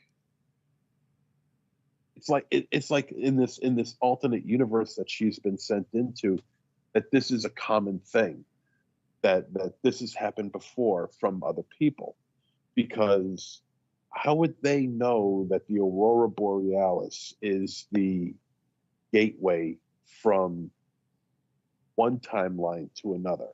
It seems like there was no science involved, or trying to, or research to figure out how this whole situation worked. Mm-hmm. It's just like, oh, well, the Aurora Borealis is the gateway to your timeline, and if you are able to get through that timeline, through that doorway before it closes, then you'll be back in your own world. Otherwise, you'll be trapped here forever. It's like, well, where do you come up with that? How do you know that? That totally threw me. It's like the rules have been written, but we don't know how they were written. We don't know what research was put into it. I mean, and it's not like you're deep diving into something and making the film a lot more complicated than it needs to be. I want to know how the hell the Aurora Borealis happens to be the gateway from one timeline to another. It just doesn't make any sense. They just accept it as such. I mean, it's fast, movie logic, but they did explain it when Weirdo, that's what they call her, had her like wall of weird, like X-Files type, David Duchovny wall of events. And like, how'd you know this? Like, this is my thing. So I know, to your point, like, it was a quick way to be like, okay, well, this is what happens. And it was like, all right, well, did you get the answers in the fucking teacher's book? Yeah, it just, it just bugged me that when movies do that, it just bugs the hell out of me. Because it did the whole evil soul. I mean, I don't think it was really the Aurora Borealis. It was the soul looking like the Aurora, right? Or something along those lines. No, they kept on mentioning the Aurora Borealis. Yeah. But that was about the soul of the dead. Oh, yeah. Okay. I know. You know what I mean? Like, because that's why she had to kill the same person in the new timeline. Yeah. Because otherwise it would disappear. Because they made a point, like, oh, you shouldn't be able to see the Aurora Borealis here. Yeah. I get it. It's sort of like it's a real world example, of like Marty McFly with the fucking picture. It's essentially kind of what it is. That didn't bother me too much. But it was just one of those things that, like, it doesn't really need explanation, but it would have been nice to, like maybe tie it together a little bit more or something. But for me, I think like that's when I lost some interest in the film, because we had to reestablish her relationship with all these characters. And, I get it. When you go to, an alternate timeline, parallel universe, whatever you want to call them, obviously there is a certain amount of, like stranger in a strange land, like you have to do that because no one's going to know who this person is. Like, I totally get that. And I just feel like, and we've talked about this before, but I feel like the gimmick was more important than the story.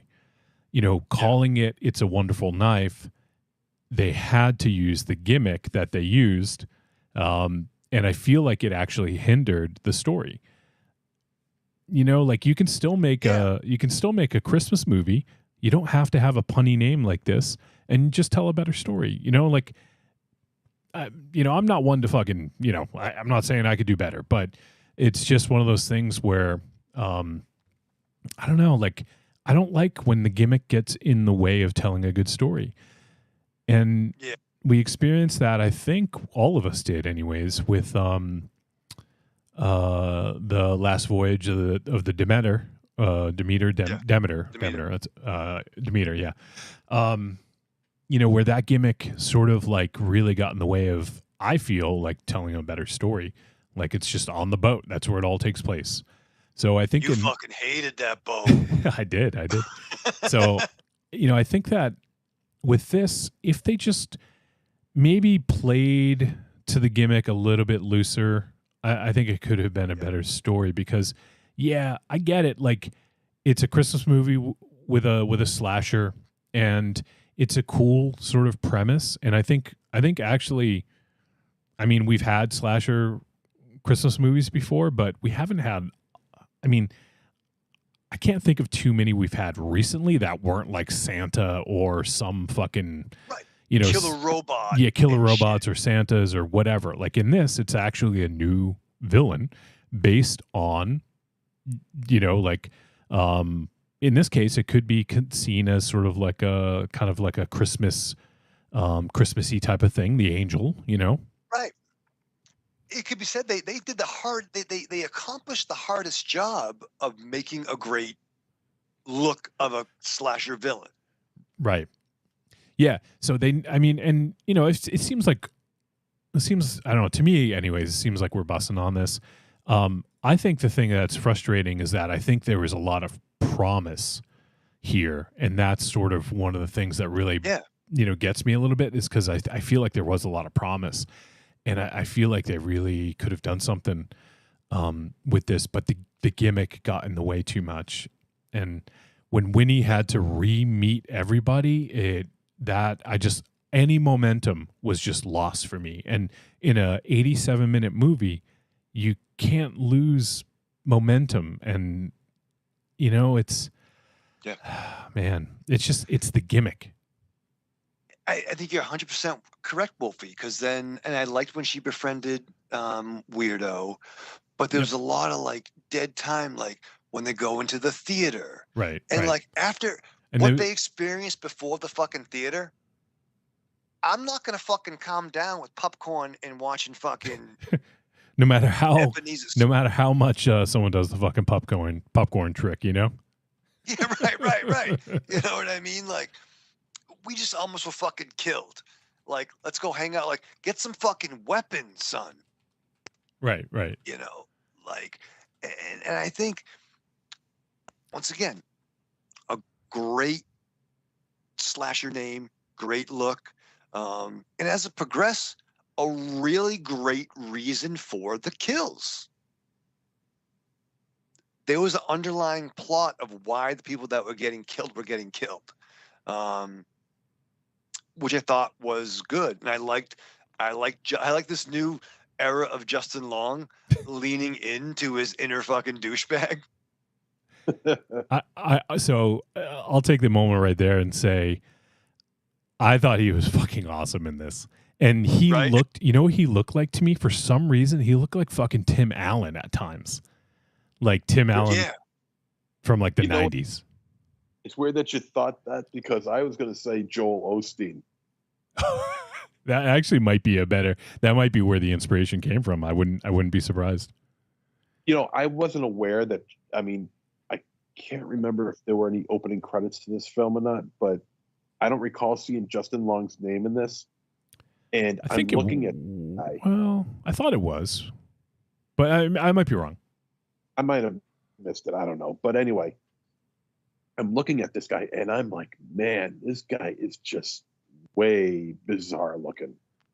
He looks weird. He's acting weird. He might be the genuine article just based on the way he looks. And he looks like Joel Osteen, which is probably the creepiest description you can give this guy. Then when I saw it was Justin Long, because as I'm watching, I'm not thinking this is Justin Long. I didn't know who it was, Oh, really? But when That's funny. I saw the credits, I'm like, oh shit, that was fucking Justin Long.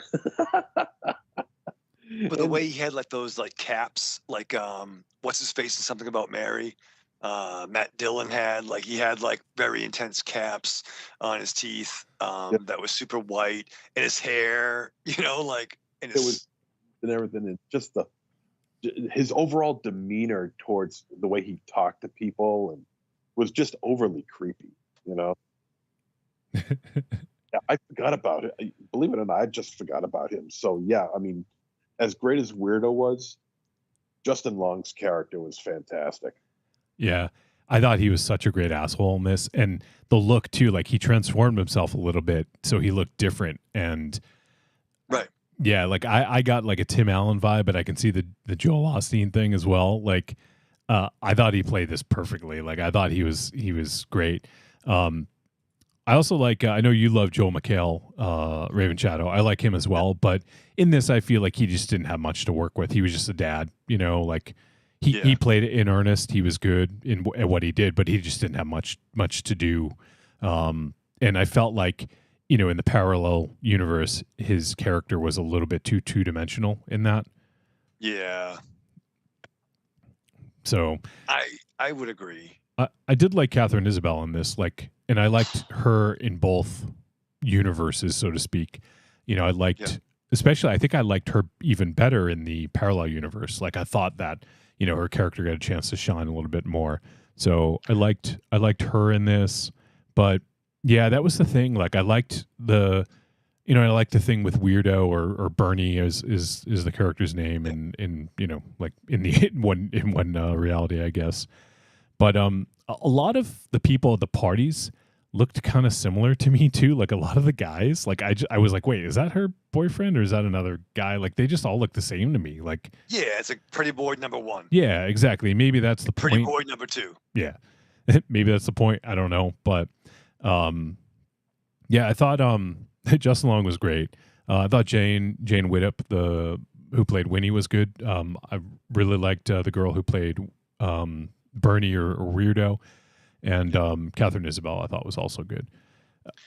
She was fantastic, and I liked, I get it. Someone shows up, I'm your daughter. No, you're not. But I like the line about, well, my father did this and that. Well, tell me something that Google wouldn't know.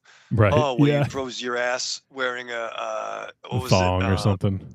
Aguilarian thong, and you froze your ass. She's like, all right, come on in. Yeah.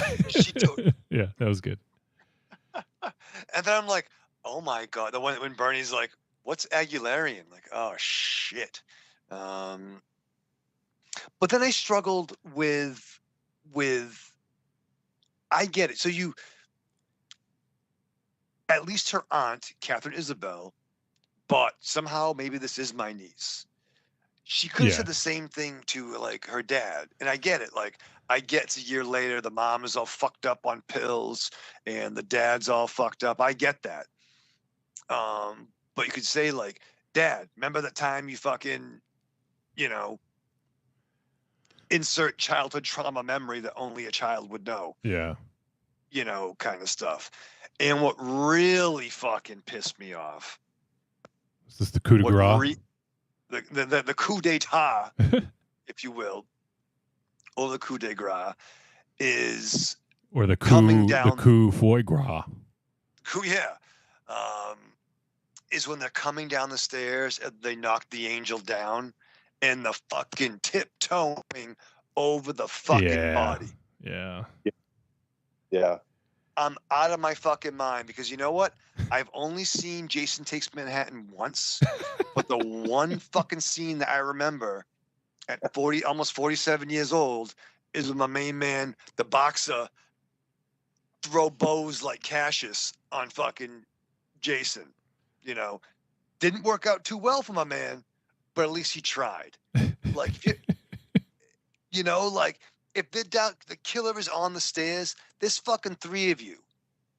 You know, I'm sure I don't weigh much more than Winnie, but like she had big fucking boots on. I wear boots. Stomp that motherfucker. Yeah, that scene kind of bugged me a little bit too, because we almost had like it was almost like a repeat a little bit of not a repeat per se, but we had a similar scene earlier in the film, you know, where the killer was seemingly knocked out, and the whole kind of unmasking bit. Like, I don't know, like I feel like there is an opportunity for like almost like a whodunit here, but they didn't even, you know, like they didn't even embrace that at all. It was just so clear almost all along who was doing what, you know? Right, and they had the swerve, and they right towards the end. Is that what you're talking about? Where it could have been, is it a different killer? Yeah. But then they quickly, you know, because obviously if you alternate reality timelines, things are different, and it could go a little bit. It almost would have been interesting if the killer in one timeline was a face in the other timeline. Yeah, that would have been, I think, a little bit more interesting. But, you know, like I understand why they did what they did. Just, yeah. I just think there's opportunities to do it in a different way that would have been more interesting. But, you know, they stuck to the gimmick. That was the MO, I guess. It's sort of on the, you know, on the front of the door, so to speak. The you know, It's a Wonderful Life. They had to stick to it, and I think the gimmick ended up hindering the movie and the narrative, and it could have been better. Yep. So, all right, well, it feels like we might be kind of winding down on this one. I don't know if there's too much more to add. Did you guys have a favorite kill? Oh, there's enough of them that, you know, we could seemingly pick one. I like the lights from the party was going on, and the hacking the dude in the final hack. When he's outside? What's that? When the dude was outside? Yeah. Yeah, that one was pretty good. With the strobe lights. Yep. Yeah, I like that one. It's too bad because I really like the first one. I like him popping out of the snowman. I thought that was a good look, and then just the end of that just kind of killed it for me. There wasn't much in the way of like inventive violence. You don't necessarily need to have that. No. It's, you know, it's not going to make the movie, you know, great or not, but you know, it's one of those things that I appreciate when it's done. Another bad kill was the kid who got the giant candy cane through the mouth. Yeah, I actually didn't. So I didn't. That was. Go ahead. Well, I just want to say that I just think the way that whole thing was edited was really, really bad. Because you got the girl, okay, she's with the boy, they're making out or whatever. And I guess she stands back and she gets she's sprayed with blood, and you see blood coming out of her boyfriend's mouth, I guess you could say, her boy, coming out of the boy's mouth. And then you come back to her again with another shocked look on her face with blood spattered all over her. And you go back to the boy, it cuts back to the boy, and he's got this giant candy cane shoved right through the back of his neck, through his mouth. And it's like, well, now wait a second. You just showed his mouth just dripping blood without a candy cane in it, and the blood has already been spattered out. So you would assume that the candy cane or whatever the implement would have been to have gone through him. But it doesn't show that. It only shows it till after the second edit that the candy cane is popped out of his mouth. I mean, seriously popped out of his mouth. I mean, about this much of it is sticking out of his mouth. It's like, it's a shitty editing job. I don't know who thought that would have been good, but man, that was rough. By the way, I just saw your message in the chat earlier, Raven chat on, and I didn't notice anything. So, all right, cool. I don't know if you're still wondering. What are you gonna do? I got a big head. I mean, I see what you mean. I can maybe adjust that if that's. Let me see. Yeah, so let me see if I can do that. But trying to think what else. You're 100% correct, Wolfie, that the gimmick weighed this movie down because what it had in interesting things, and it had a really good, like I said before, a great plot for kills. You know, it wasn't like, the students were fucking, that's why my baby drowned, or shit like that. I think it had the reason for the kills made sense, as we learn in the other timeline. And then it upped the ante with maybe some other supernatural related elements. Machinations? Machinations. That's your favorite fucking word, yeah. Even kind of cooler, too. And I wish we could have explored more of that. Like, and it just kind of fell, You know what I mean? Flea. You know, like, because I like, I liked this, like this taking control of the town. Mm-hmm. Yeah. Character. What's true influence? And I liked his rise to power. And I think, yeah, I agree. It got lost in the gimmick. Yep. That's, I get it. It's one of those things that's difficult to say because maybe that the gimmick is what got funding, So it's one of those things where, yeah, like, okay, like who knows, like what was the thing that sold, the people who financed it, The financiers. Oh, no, don't fix your camera. I'm fixing it. I moved it up. Sorry, I fucked it up. No, you made it worse. Did I? All right, I'm yeah, back. I was fixing it. How's that? It's better. Yeah. I forgot what I was saying because I'm sorry, I fucked it up. Yeah, you did fuck it up. I'm sorry. I wish I was never born. What would that fucking parallel reality be like on this show?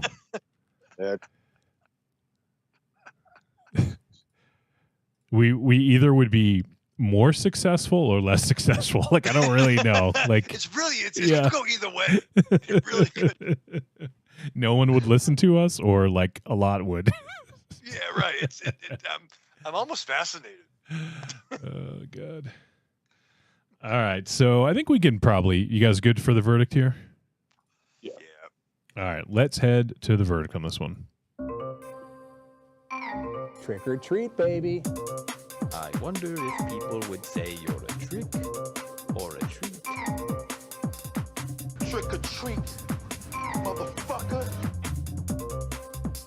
All right, it is verdict time. We're going to let you know whether It's a Wonderful Knife was a trick or a treat. Any final thoughts we may have? Let's start with MZ.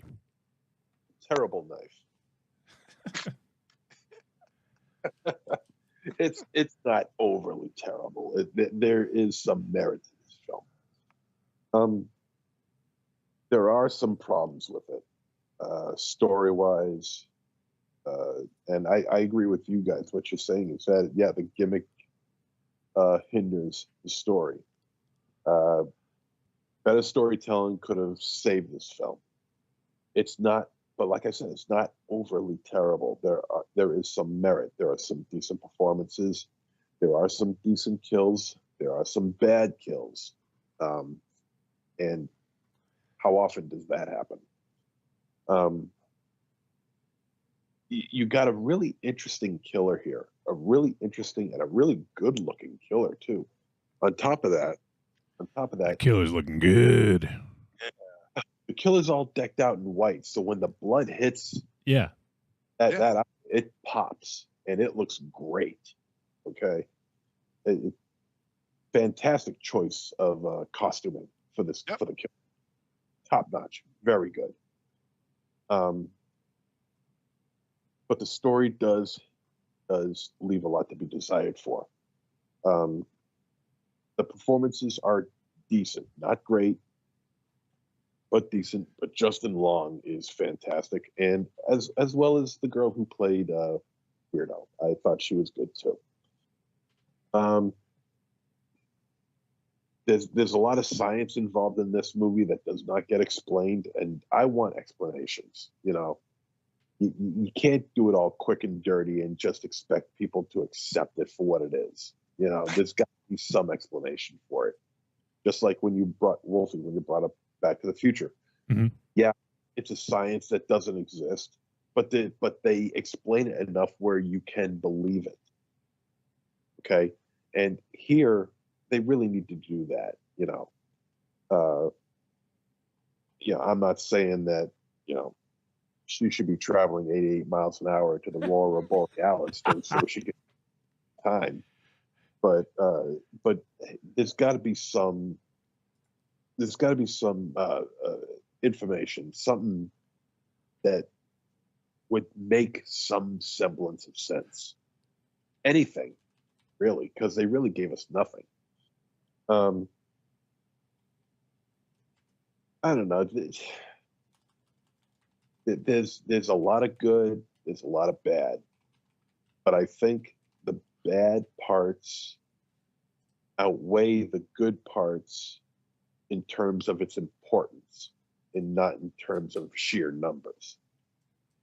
And I think that I'm leaning more towards this being a barely a trick. I'm going to call this barely a trick. I think the good and the bad equal themselves out, but I think the bad is more important to the story than the good. And that's why I'm going to give this barely a trick. All right. For me, so yeah, this is a tough one for me because I am on the fence. I think what seals the verdict for me is this film has a lot good going for it, I will say. We've talked about it. I'm not going to rehash everything, but the costume, the killer, some of the performances. So I think this is a film that people should watch. You know, I think horror fans, especially looking for something for the holidays, just definitely watch it. And your mileage may vary, but I think the thing for me that is almost not necessarily unforgivable, but it's like, yeah, if you make a bold choice and it doesn't work out, you know what? Fuck, you tried. It just didn't work.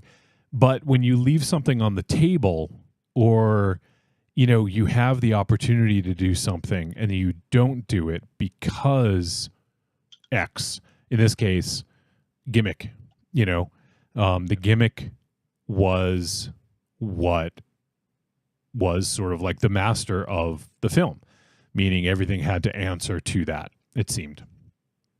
So because of that, I think it limits this film's ability to have a strong narrative tie together and also a connection with the audience, at least from my perspective, So, but I mean, I'm going to go, it's a tepid treat for me. And I feel like I might have been almost the hardest on it, but I'm not mad at you. It's a Wonderful Life. I'm just disappointed. You know, I just That's fair. because I think it had the opportunity, but it kept going back to the master of gimmick and not narrative and good story. And sorry, I shouldn't say good story, but more compelling. That's what I should say. Because the story here isn't bad. Like, it's not a bad story. It's just a little too predictable at times, and it feels paint by numbers because they sort of painted themselves into a corner with the gimmick and there was only one way out of it, really, you know? So that's it for me. There's some good stuff for sure. And I think that, you know, like, other people might really dig this. So that's why I don't want to like throw people off. Like, just see it and then judge for yourself, because it's not a bad movie, and the performances alone are good enough. Like, Justin Long's character in this is such an asshole. You know, and he's really good. And I actually liked his brother too. I wanted more from the brother. That scene when he confronts Winnie a year later, I was like, "Holy shit! I want to see more of this." That was some fucking like Clockwork Orange when the Droogs became cops. Yeah. And they got fucking Alex up in there. Yeah. You know, fucking, we got jobs for boys who are job age. You know, like fucking Georgie boy. Yeah. Yeah. So that was, I mean, that's, now I get why they did that, like the thing with the brother, because then when she sees the brother again, that's sort of your connection that something's wrong, you know, right. But still, I just feel like there was a more interesting story here if it didn't keep going back to the It's a Wonderful Life gimmick of I wish I was never born, you know. So, but you know what, if you're just looking for a slasher, maybe this is gonna, you know, scratch that itch, you know, because if you don't care too much about the story and how it all ties together, you know what, you may dig us. So yeah, that's a type of treat for me. So there you have it. That's our discussion of It's a Wonderful Knife. Go ahead, Raven Shadow. What's that? I guess I'll go fuck myself then. Oh shit! Yeah, how did I skip you? I never like. Well, I guess I probably skipped you in the past, but I was. You know, it's funny. I was looking for something else, and I looked. I pulled up the chat because I realized I hadn't read it in a while, and that's probably what fucked me up. So go ahead, Raven Shadow. Sorry. I was surprised. I'm like, oh, I guess. Well, you don't get one since you broke up. You broke up the movie into 2 days. I still finished the movie, Wolfie. We'll just wait for your review tomorrow. Yeah. Right, Give half of your verdict now and half tomorrow, and call me in the morning. No, I mean, I guess fair. I would agree with my podcast brothers. Brother. I really liked the shots of the town. Mm-hmm. You know, it was very like, you know, Amblin Entertainment coming into the fucking Gremlins opening scene, and you know, there was some cool shots of the town. But no, I definitely agreed. Like, not to play armchair director, but you guys did the hardest part. You had a great look of a slasher, great slasher name, and a great motivation and plot. And you done fucked up with holding on to the gimmick. And I would have rather maybe be a straightforward horror story, you know, as it was. But overall, and yeah, I mean, I said it before, I've said it again, and I'm trying not to say it for a third time, but end of the day, this is, I would classify this as Fisher-Price, my first horror. If, you know, a family horror film, you could watch it with like a 12 or 13-year-old, you know what I mean? Little primer. There's nothing crazy. There's no nudity. There's no swears, you know, some kills, maybe a mom on fucking Ambient, you know, Ambient. fucking, you know, Ambien, whatever the fuck it is, taking some pills. But yeah, I would say this is a tepid treat. Still check it out. Some great ideas here. I just think it could have been so much more. So tepid treat to me. All right. There we have it. So that is our discussion on It's a Wonderful Life. It is available on Shudder. So if you guys want to check it out, go ahead and do so. Let's see here. Just checking the chat rooms. Okay, so there is some stuff in the chat. Creepy Girl says, I like that the killer was all white, so he blended in with the snow. And Corny agreed, said me too. Yep. So I think we all agree. We like the look of the killer. It was a cool, typically we see black, right? Like, or dark colors or something. So I did like that. Creepy Girl asked, did you guys get any of the Easter eggs to the Christmas movies? Interesting. Probably not. No, there were a couple that I caught. I just completely blanked on them though, but I do remember a couple of them that were said. I do remember. For me, it was just the It's a Wonderful Life stuff, but I don't know. Oh, fudge. You didn't say fudge. Let's see. Corny says a former friend of mine got his wife a car for Christmas and she had to make the payments on it. and so he said he hasn't spoken to me since I told him that I didn't think she asked Santa for a cosigner. Santa's gonna fucking cosign fucking Christmas. Santa is my cosigner. Santa, yeah, Santa, could you cosign this loan for me? Yeah, dear Santa, I burned all my bridges, and I really need a car. Will you please co-sign for me? Santa, I use my whole fucking like stash of meth. Can you really I could use a hand here, buddy? Can you co-sign a loan? Your boy, yeah, Raven Shadow. All I want for Christmas is some more meth. Yeah.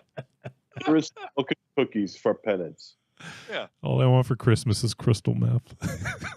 Yeah. Dude, I'm gonna go to the Alvin Mall and sit on Santa's lap. It's like, bro.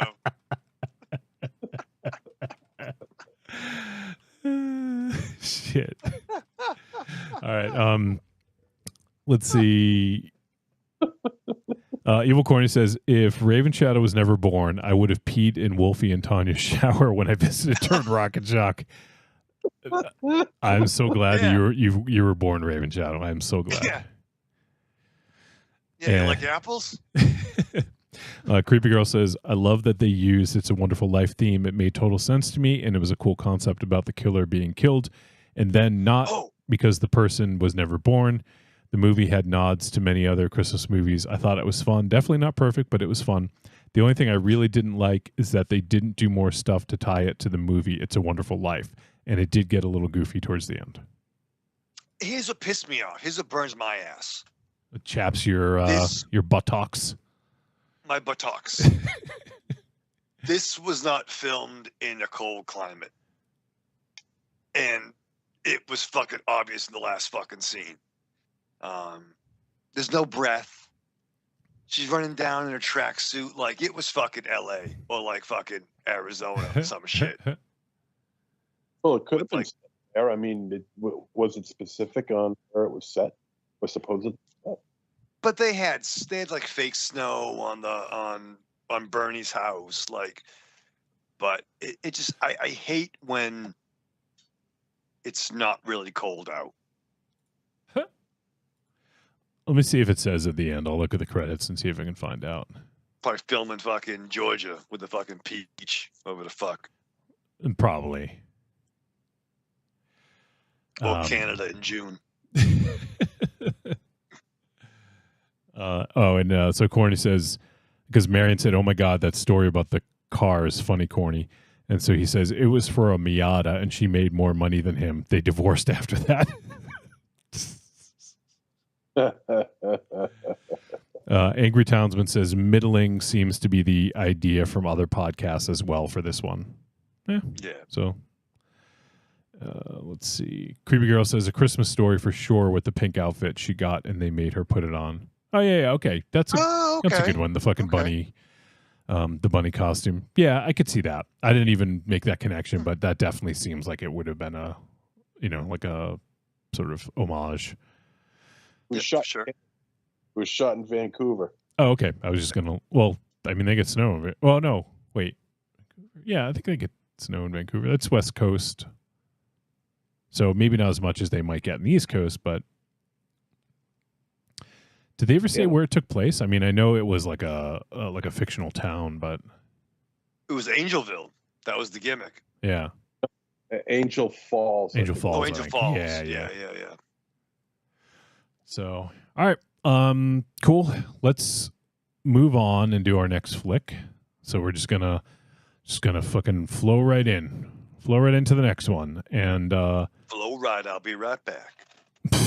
Jesus. All right. The next one we're gonna talk about is Onyx, the Fortuitous, and the Talisman of Souls. Now, this film is, let's see here, 108 minutes from 2023. It is a comedy horror. It is written and directed by Andrew Bowser. And the film stars Andrew Bowser, Rivka Reyes, Melanie Chandra, Terrence T.C. Carson, Arden Mirren, Barbara Crampton, Jeffrey Combs. How about that for a fucking back-to-back duo?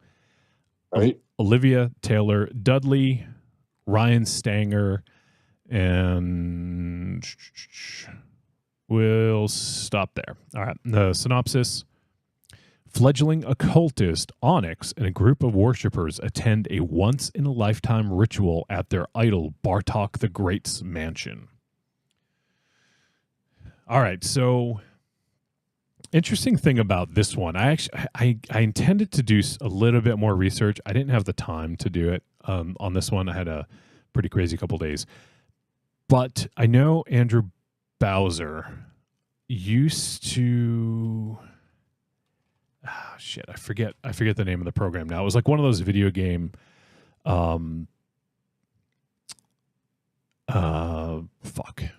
was it G4? Like I think it was G4. Yeah, G4. I remember that show. Was that the channel? One? Yeah, the channel. So let me just look up real quick. He did. Okay, so let me just read real quick because this is I think this is important for. Oh, I know. Corny. I think Corny hipped us to it. In 2014, Bowser began co-hosting the Nerdist Industries podcast Bizarre States alongside Nerdist News host Jessica Chobot. So that's right. I think it was Corny that mentioned that he did Bizarre States. I haven't listened to it. I've heard a lot of good things about it. Yeah, that's exactly. Yeah, Corny just said it in chat. So he certainly said it before. Since the delay, he definitely got it before we talked about it.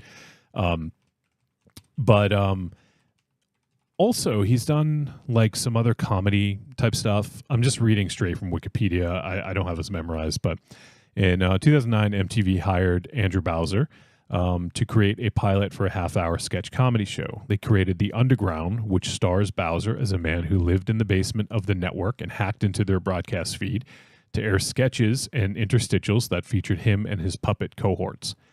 It was not picked up by the network, but contained sketches that were featured on College Humor and won Funny or Dies in HBO's Let's Go Viral contest, which led to creating the exclusive sketch Psy-Cop for Funny or Die, which premiered on July 12th, 2010, and featured the protagonist from The Mother of Invention in a poorly made film of his creation. The sketch stars Andrew Bowser, Juno Temple. Juno Temple was, I know her from Ted Lasso. She played Keeley in Ted Lasso for anyone who's seen that show. Also starred Ryan Cartwright and Zelda Williams. And let me see here if there's anything else. His film Worm is the first feature to be shot solely using a GoPro camera, and it premiered at the Seattle International Film Fest in 2013 and won the Special Jury Prize at Dead Center 2013. And so in 2021, Andrew Bowser raised $610,467 to make the feature Onyx, the Fortuitous, and the Talisman of Souls, which then premiered at the Sundance Film Festival in 2023. So I know I've seen some videos of him doing this character, like a character like Onyx. And maybe Corny can chime in if, like, did he do a character like that on the podcast? Because I never listened to Bizarre States. Yeah, MZ? I remember because they showed it during the end credits of all this. Yeah, of his, yeah. And I sent you one of them where he was doing a news interview on the road. Okay, that's where. Yeah, I knew someone sent me something. I couldn't remember. Me. Yep. And I admit I was probably just a little bit naive in thinking that it was real. And you chimed in, that ain't real. You know, and then I'm looking at it a little bit more and I'm like, yeah, you're right, that ain't real. But when I watch this guy, I'm like, damn it, I've seen this guy somewhere before, but I couldn't place where until they showed the clip during the end credits. I'm like, Yeah, okay. Yeah.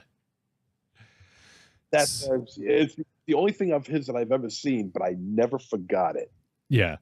So one other thing, we'll talk about it when we get into the movie, but so I'll hold off actually because it's relevant. I want to actually talk about a couple things before I bring up this one thing because I want to see everyone's thoughts and opinions before doing that. So Onyx the Fortuitous.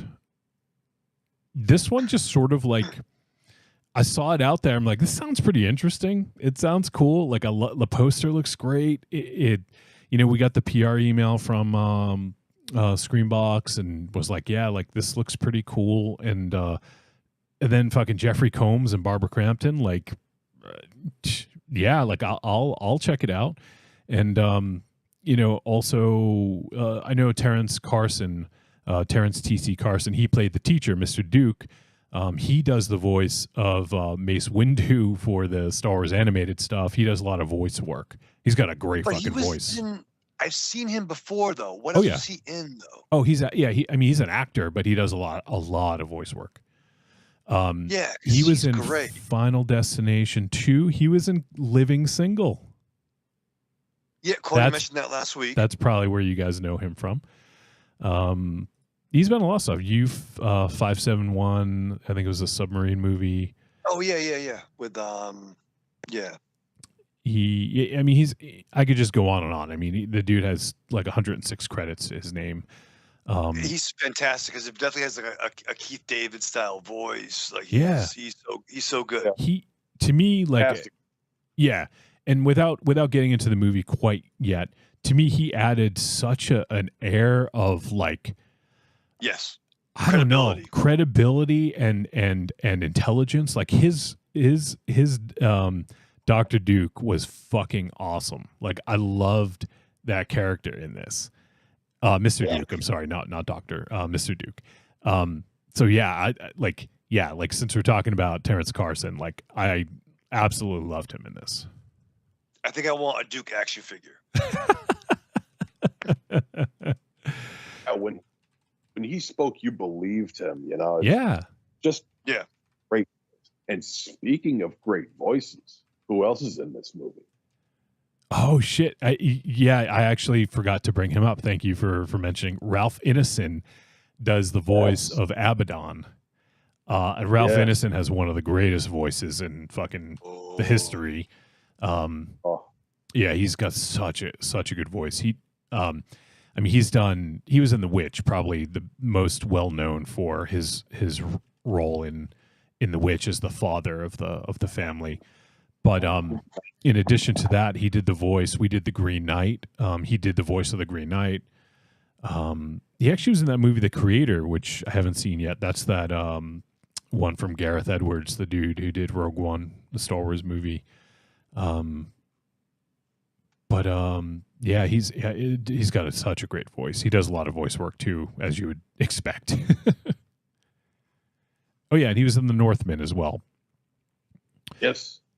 So yeah, Ralph Ineson's great. I love his voice. And so all right, so let's jump into this movie because I'm super curious to see what you guys think of this.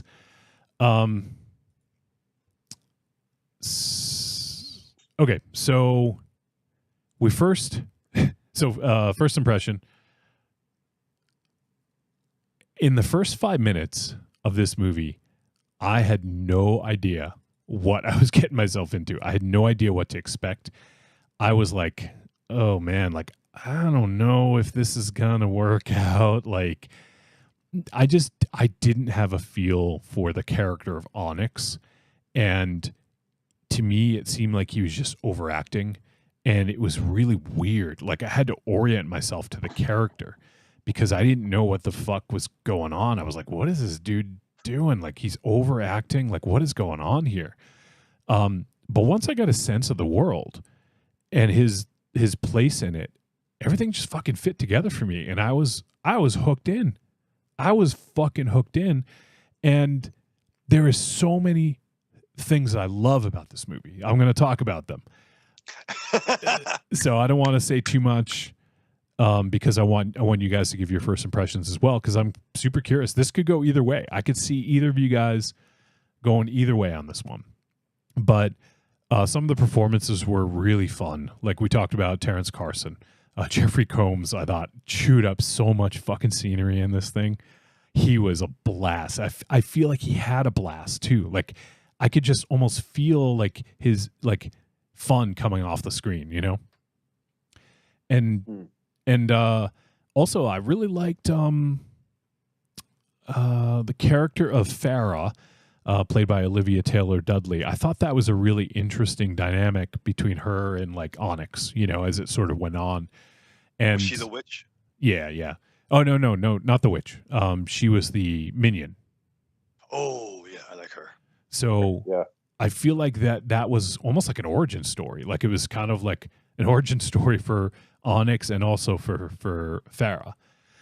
So yeah, this is such a different movie. I did not know what to expect from this, and from the first few minutes of being like on the like on like edge, like, ooh man, I don't know about this, to holy shit, this is fucking fun and different.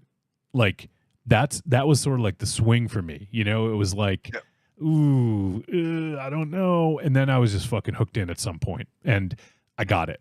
But I could see this going the other way very easily, where someone would be like, I don't get this. I don't get this character. I don't understand what the fuck is going on, and I just don't like this. And I could totally see that.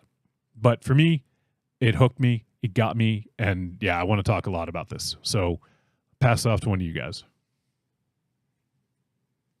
Okay. Well, I'll start off the way you did. The first 5 minutes where he was doing his podcasting or his YouTube video, whatever it was he was doing, and he was talking in that voice.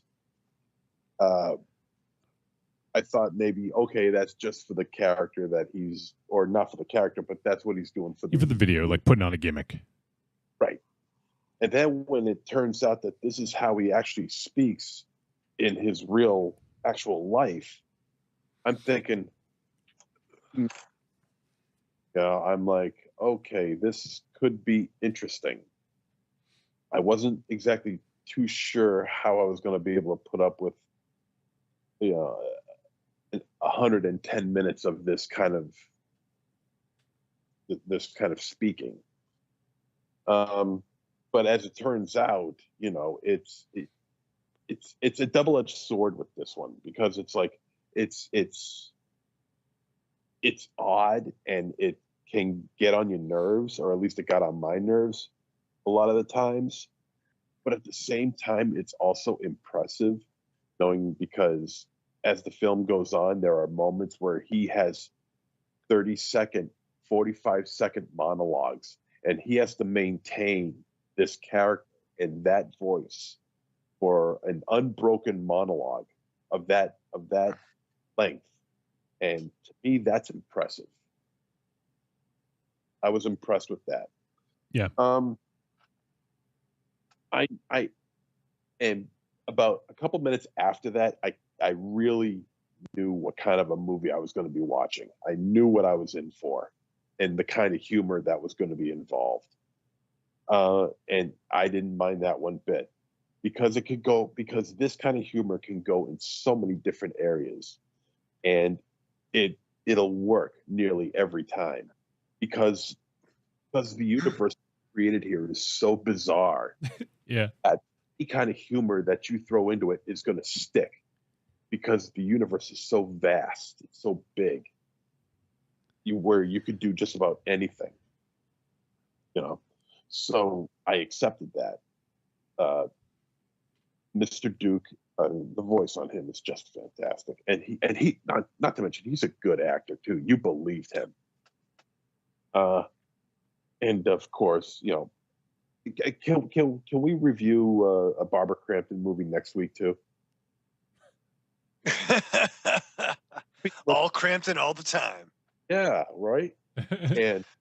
and Jeffrey Combs, of course, is just fantastic in anything he does. And it's gotten to that point where I don't think this guy's ever put in a bad performance. And the funny thing about the role that he plays here is Bartok, and he's all sinister and evil and just maniacal and Satan hungry, and the whole Satan hungry. Now look, you look at you title fucking makers tonight. But the thing about him is that when you realize just how tall Jeffrey Combs is, he's only like 5'8", which makes the character that he's playing here just that much more funny and just that much more comical. That you got this little guy, he's 5'8", 5'9" maybe, and he's like the ruler of the world, and he's got this badass goatee rocking and big bald head, and I think he's got an eye patch. If I'm not mistaken. You think? Yeah. Just the whole look is just hysterical, and he milks that. He wrings every drop of black humor out of that role. He's fantastic. He's just fantastic. Raven Show? Once again, I think a lot of us are on the same page where I was ready to be fucking annoyed by this fucking movie.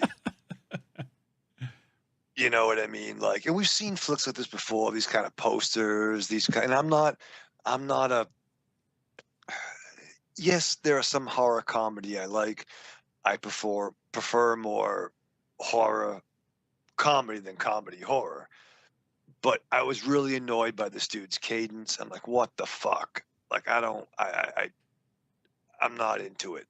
And then there was the Charles Durning point where I was. And for me, it was the scene when all the people were elected to come to this mansion. Yeah, for the ritual. For the ritual. Particularly when they were all in line and they had to do the bloodletting scene. And I shame on me. I did not fucking recognize Jeffrey Combs at fucking all. For me, it was the voice. He was very hard to recognize in the way he looked in this. But that voice, like, yeah, for sure. I'm like, I know that fucking voice. What the fuck? When I was doing dishes, my body is a roadmap of pain. Like, yeah. But when, yeah. But when they all, did that scene, I'm like, I might be into this now, and I liked Onyx's journey. I liked when he smoked a butt for the first time. I liked what he drank, which looked like the whole bottle of fucking absinthe to me. Yeah. Those scenes. So, like, once again, I'm going in, I'm like, oh, shit, I'm kind of annoyed. But yet, I'm kind of fucking on board. And I want to see what happens. Okay. Sorry, were you done, Rich? I didn't want to. Yeah. No, I want to have a dialogue. How fucking cool was the fucking box troll or whatever? Like the. Oh my fucking God! I'm gonna shoot right now. Can I shoot for a minute? Please shoot. Shoot from the hip. I'm gonna shoot like a legit, like a fucking. I know what you mean. Shoot. Yeah. I'm gonna keep it real. Shoot. I'm pressed for time. I'm doing dishes. I'm trying to finish fucking 2 fucking movies before the fucking program. Trying to keep it real like a gentleman. And I even did the gimmick where I would like fast forward a little bit. Okay, I can figure some shit out. And then like I'm like, what the? I think I could rewind it back because other things would fucking happen. There'd be a demon in a fucking drive-through. I'm like, oh shit, fuck. The fucking box troll. A box demon. Sorry, yeah, I just looked it up. Yeah. The fucking chamber. The chamber? Yeah, I forgot about the fucking chamber. The fucking what's in your chamber? I fucking lost it with the fucking box demon. That was fucking Henson. That channeled Henson, and it was like that. Like for me, like that's why I think this works is because it fucking calls up all that shit from our childhood, right? Like we've seen movies like this, but this does this in a modern way that is fun and has some great characters. But the fucking box demon, and then Abaddon, and like, you know, like all these fucking what was the other character? Patty Slinger. Oh yeah. Yeah, when Abaddon shows up at the fucking burger joint, like, and there was one other. There's one. Oh, also when the characters have their souls sucked out of them, like that looks so cool. Like I love that they embraced the like kind of cartooniness of it. You know? Yeah. It had a like a really rich, vibrant 1950s style of neo-fluorescent look to them.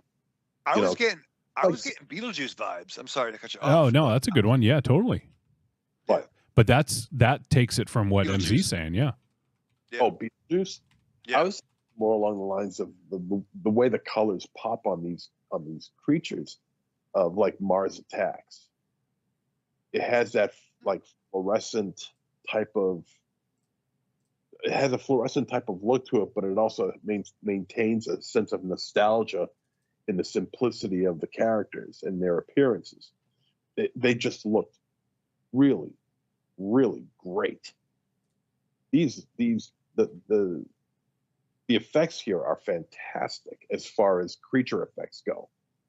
The Abaddon at the drive. Yeah. Oh, what the fucking goatee? What do you call him? Patty Slinger? Was that it? Yeah, Patty Slinger. Yeah. What was the line? What was the gimmick? It was how can I beef it up for you today? Or how much beef do you want today? Or something like that. Oh shit. I gotta look that up because that was fucking good. How can I make your day beefier? Yeah. That's what it was. Yeah. How can I make your day beefier? Which channel like some fucking Better Off Dead? Oh, totally. It totally did. Yeah. You know. By the way, like just speaking of that, I love that scene where the guy, like the fucking bullies come in and, you know, like they tell him to, you know, he has to make it in 5 minutes or it's free or something like that.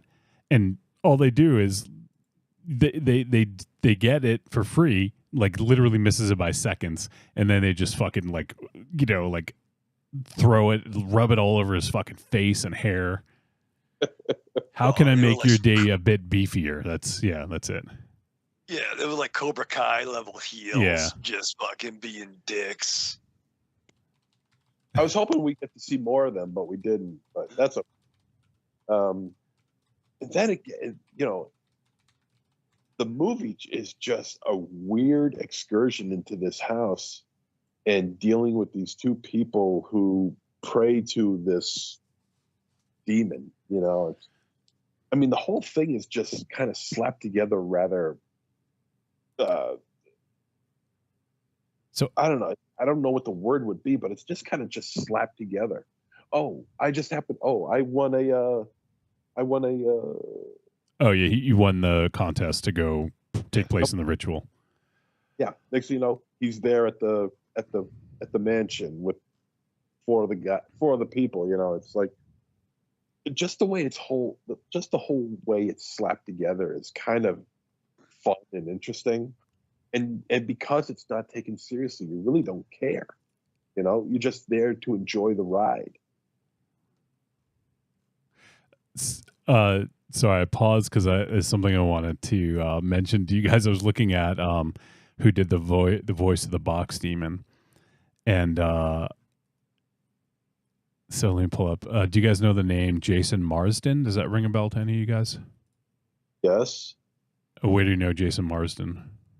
Well, if it's who I think it is, the only thing I know him from is that he played Eddie Munster in the Munsters Today TV program from late 1980s to early 90s.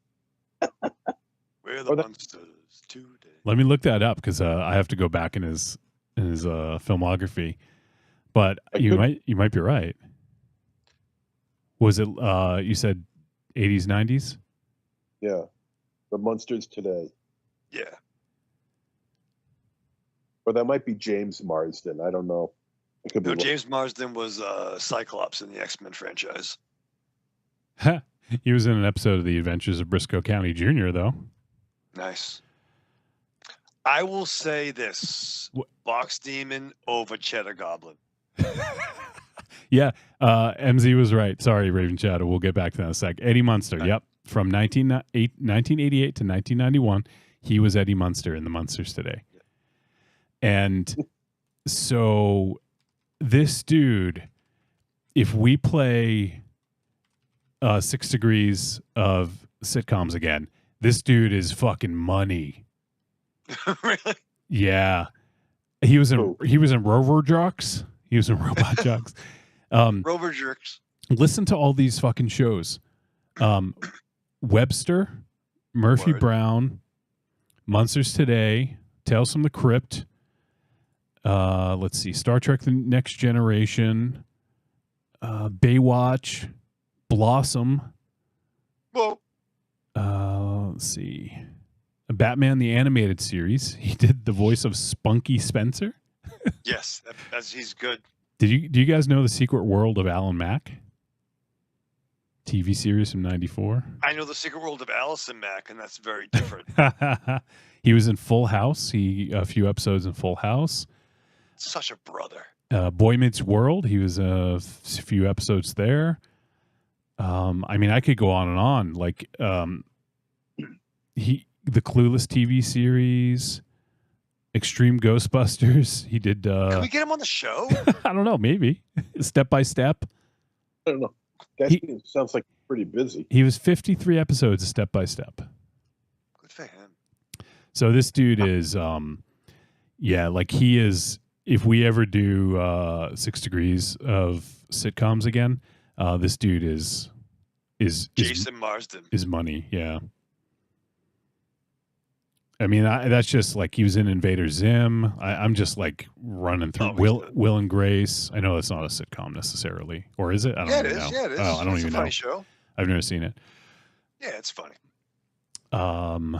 Return to the Batcave: The Misadventures of Adam and Bert. Oh, that was fucking weird. He did Burt Ward. Wait, he did Burt. He fucked Burt Ward. No, he did the voice. Jesus Christ.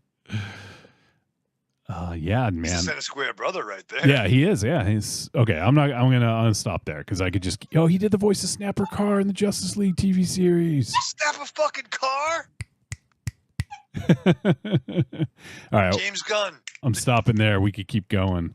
So yeah, like Box Demon, Raven Shadow. He's going away, but he just mentioned that Box Demon over Cheddar Goblin.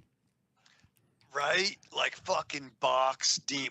When they fuck, I'm like this. I'm like watching fucking what's the fucking Box Demon. You know what? I was fucking not disappointed. Yeah, the fucking chamber. leaning. What's in your shame? I have a lot of shit in my chamber. I'll tell you that much. You better not fucking encounter the box demon. You're gonna be in for a fucking demon hell ride if you do. I was scared. I was trying to think what I would ask it, and I would no.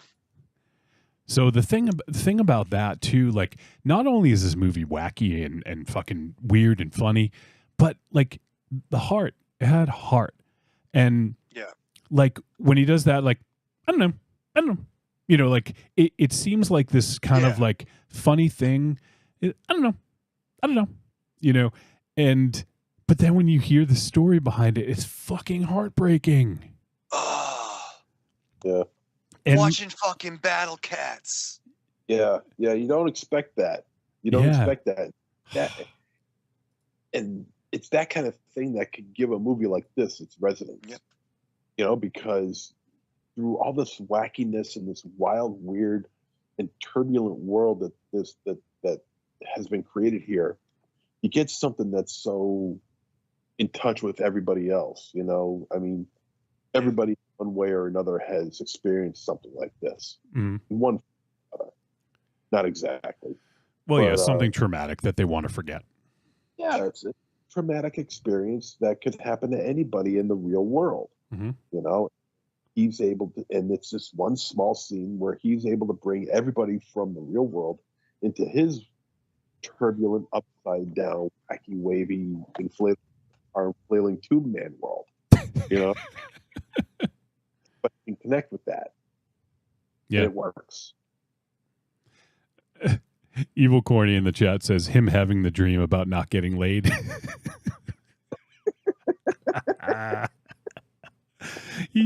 I love when like they were doing that thing with the like with the tarot, or like almost like not the tarot cards, but they did they had to like do the bloodletting and then put it into the book, and then they got like assigned like a almost like a archetype, you know, and he was the virgin.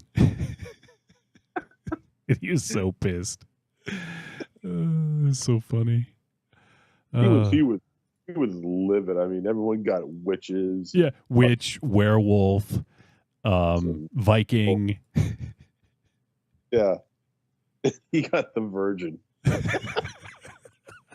But you knew he wasn't going to get something that was straight up cool. You know, he was gonna. Yeah, I thought he was going to get like the jester. Yeah, I thought, or the fool, something like that. Yeah, but I mean, essentially, it's the same thing, I guess, in a way. But like, just the virgin. It's just so fucking funny. And I like the illustration in the book. Yeah, because it looked just like him. Yeah, I know. It totally was him. But all of the characters, like all the 5 characters that were part of this ritual that won the contest, I thought were all really good. I really liked Rivka Reyes, who played Mac.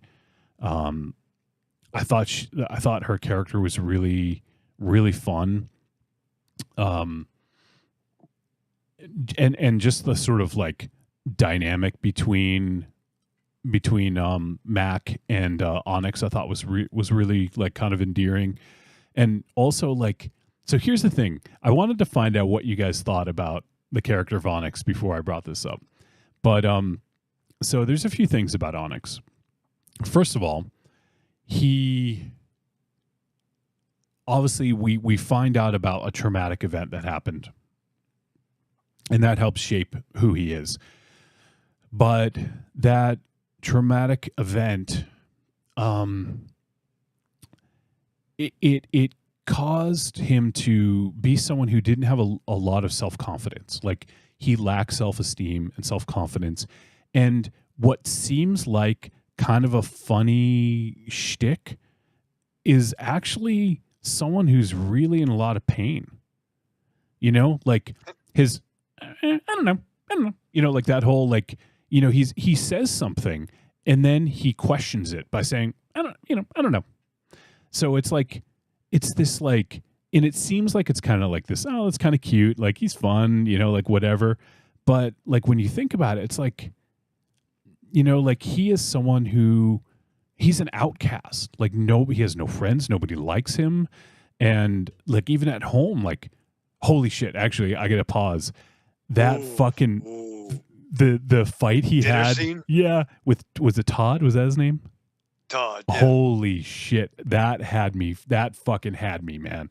The stepfather MZ, Barbara Crampton's guy. Oh, yeah. When Yeah, they were yeah. fucking doing that, when they had that fight, holy shit, that's what fucking caught me. I think that's what was like, okay, I'm in. This is fucking hilarious. But I think that's the thing for me is there's a character who just seems like maybe he's a bit abnormal, and there could be some things going on here. Like the character could be on the spectrum. He could have ASD. The character clearly has trauma, so it could be something where it's like CPTSD, which is complex PTSD. And there could be something where he has OCD as well. Like there's all these things. I mean, and some of those are comorbidities of like ASD. So I don't know if that's what's going on, if he has ASD, but and for those, I don't know, I assume people know, but maybe people don't know, ASD is autism spectrum disorder. And it's not what a lot of people think. When you think autism, everyone fucking thinks of Rain Man. That is not autism. That is an extreme form of autism. There are a lot of people who are you would never know. Never fucking know. Very high functioning. And you would never fucking know. But there's certain ways that they interact with the world, and sometimes can be socially awkward, and like they just have a different view of how the world works. So that's why I was thinking this about Onyx. I don't know if that's what's going on here, but it all sort of tracks because he's really socially awkward. He has a lot of special interests, like where he's really into them. Like, what was it? Was it Battle Cats? Is that what you said, or is that Battle Cats? Yeah. okay? So like, there's that. He had his fucking lunchbox with everything he needs in it, and he was very into Meatloaf, and that fucking holy shit, that Meatloaf thing. I would do anything. Oh my lord, that was amazing. Which time? Which time? For the music video, basically with the girl, with Hannah or Farrah. I mean, not Hannah. Farrah. The video was amazing. I didn't think they would go there. I mean, they kept on bringing it up, and I figured it would just be a running gag, but they actually inserted a Meatloaf style music video for "I Do Anything for Love, but I Won't Do That" in their own special stylistic way. It was fucking amazing. It was amazing. Yeah. I popped so much. That was one of those, like, I'm going to fast forward. Like, what the fuck? It's Meatloaf? Ah, God damn it. Fuck. Let me rewind it I'm back. actually kind of fucking pissed that you fast forwarded through this. No, I didn't. I didn't fast forward. Go back. Go back and watch this in one sitting. Okay? No. Wolfie, before you judge me. Too late. The way you normally do. I started to, and then there'd be something crazy. That's so much better. Okay. Never mind. No, so I did. I watched all of it. I'm a shooting. This is a shoot. I tried to, and I thought I'd be able to, like, well, I'll just be Bombaleo, whatever the fuck. But then I saw so much was amazing that I had to we gotta fucking talk about this. So the Meatloaf fucking song, I fucking lost it because that then bled into fucking Patty Slinger, Demon Drive-Thru. Yep. So I'm like, fuck. Hence, I'll be on a little bit late tonight. But I kept it real. I watched all of it, brother. All right. Well, I did judge you, but I'm proud of you. Brother. And then also when they played I Would Do Anything for Love again, like that like fucking salsa version or whatever. And once again, Beetlejuice callback. Yeah. Oh, true. I agree with that. So I mean, his infatuation with that song, that's another sort of like special interest kind of thing for ASD. And then what was the other one was Fievel, An American Tale. Oh, American Tale. That fucking song. The Fievel gimmick, and also the was it Rescue Rangers? Oh yeah. So this, and then we'd work on the helicopter, on the plane, and then she'd eventually work on my wiener.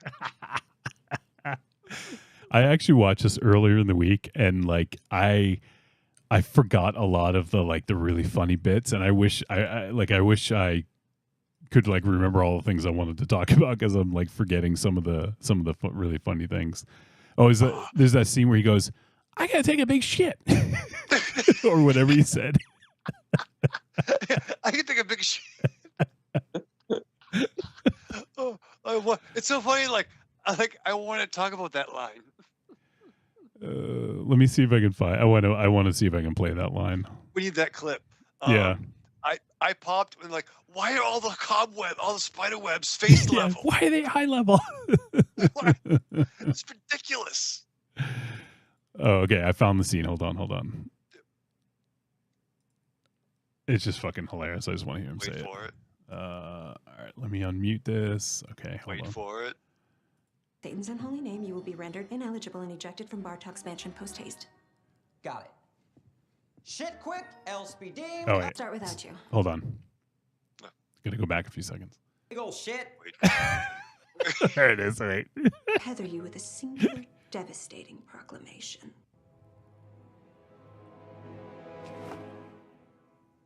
Yes, Marcus.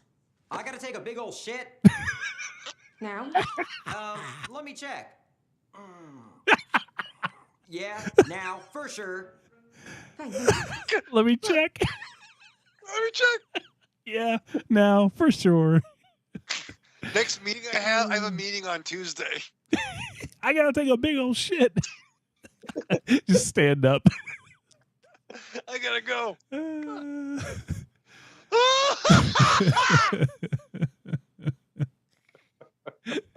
Oh man, this movie is just like so ridiculous, and like in the best possible way. You know, like this is like almost,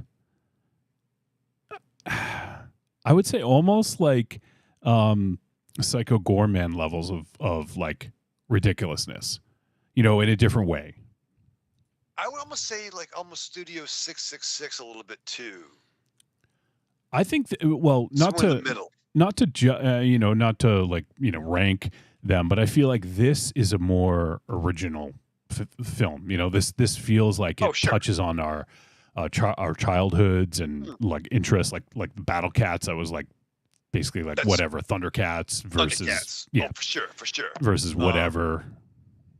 And literally that flashback scene, that coffee table that he had. My grandmother had that coffee table. Oh wow! So with the box demon scene when they did the flashback there. The flashback, yeah, when he's sitting watching the show, there was that that tiered coffee table long thing. Yeah. You know, like I would assume the characters maybe around our age, because it looked like around like probably the living rooms that we grew up in, at least over at Nana's or Grandma's house or some shit. But I really want to know what was it in everyone else's chamber, like. I know, because the Viking woman like comes out crying and then hugs Farah, and then fucking Mr. Duke comes out crying. Like, I really want to know. The fucking chamber, bro. The chamber. Oh shit! Creepy Girl says, "I feel like I'm so in tune with Wolfie right now. Everything he said was exactly what I thought." Look at that. Me and Creepy Girl were like that. Oh, who's the goose now? I gotta take a big old shit. I gotta take a big old shit. Do you really? Let me think. Let me check. Yeah. Yeah. Oh man. Fearless performance. That, but I gotta say, like the box demon.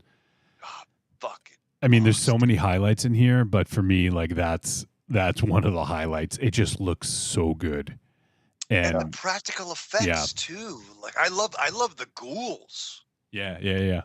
Yeah, that's talk about. They all look good. Yeah. And clearly they didn't have a big budget. I mean, he made crowdfunding less than $1 million. It was like almost 700,000. This movie looked beautiful. Yeah, the fact that he was able to pull it off with such a small amount of money is incredible. I mean, he probably had other money in it, but that probably put it over the top. That's incredible, regardless. Yeah. Out of the 5 that joined the ritual, like won the contest, which one is your favorite? You guys, do you have a favorite besides Onyx? Let's say. Duke's my dude. Yep. I did like the potential bad girl of Z. I like when they had the whole virgin thing. Like, really? You never? Hand gesture. Yeah. And he's like, only thing I ever touched my PP was my Battle Cat's underoos. Yeah. Let me play. Yeah, go ahead. The Viking chick with the red hair, obviously. Yeah. But then the witch, she was dope too. I liked her teaming up with Onyx. I love the team. Like I liked their look. I like how they bonded as a team. Good, MZ. Yeah, well, I'm gonna just add on to what you're saying. I mean, they're all 5 separate personalities that all have this one common love and admiration for, and it's that kind of togetherness, that kind of grouping where you have 5 separate individual personalities that are in no way anywhere near touching each other in any way, shape, or form, and have them all have this one common, this one common interest. It just makes it so much fun to watch, just to see, okay, well, how is the intelligent one going to handle this? Mm-hmm. Now, how is the goofy one going to handle this? How is the prissy one going to handle this? How is the bitchy one going to handle this? How is and they all work out great. I mean, it's incredible how well they were able to put this all together the way they have been, because I mean, because you have 5 separate individual personalities, any one of them could have been thrown off course, as far as writing is concerned, or not so much, maybe not so much performance, but writing is concerned. But the writers, I don't know who they were. I imagine it was it was Andrew Bowser who was Onyx and the director. He wrote, directed, and starred. Yowza. Bowser. I mean, it could have gone off in a different direction, but the writing kept it tight. The writing kept everything at bay, and nobody swayed. I mean, the writing was very, very tight in this film, and just kudos to that. I want to play just a few seconds of the box demon. Oh, you have to.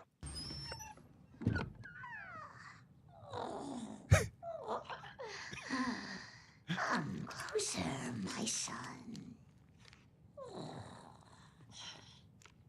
Closer.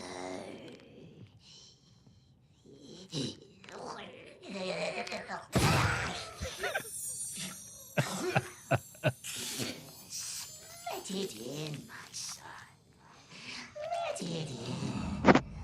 Now, won't you feed me a secret, Marcus?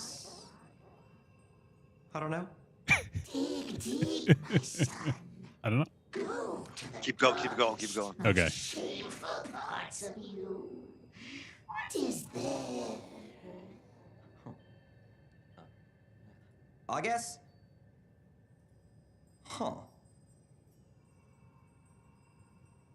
Sex? Yes. What do you see when you think of your most carnal desires? Well, I guess I'll think about my fantasies. Oh, tell me more. What's buried in the floor of your chamber of shame? Chamber. My chamber? Well, my deepest, darkest fantasies revolve around a series of fan fiction I wrote. Short novellas, really, based on Gadget Hack Wrench from Chippendale's Rescue Rangers. In it, I play a mix between Dale and Marky Mark's character from Boogie Nights. I call myself Dale Diggler. And let's just say, the things we get to fixing in the Ranger plane after hours, well, yeah, it's more than just rusty propellers. Dale Diggler. Because eventually she starts fixing my wiener. Yeah, boy. Tasty. Nom, nom, nom. That secret will do. Now, what truth do you seek? I'll stop there. It's like I love that it's almost like knowledge is like a form of currency.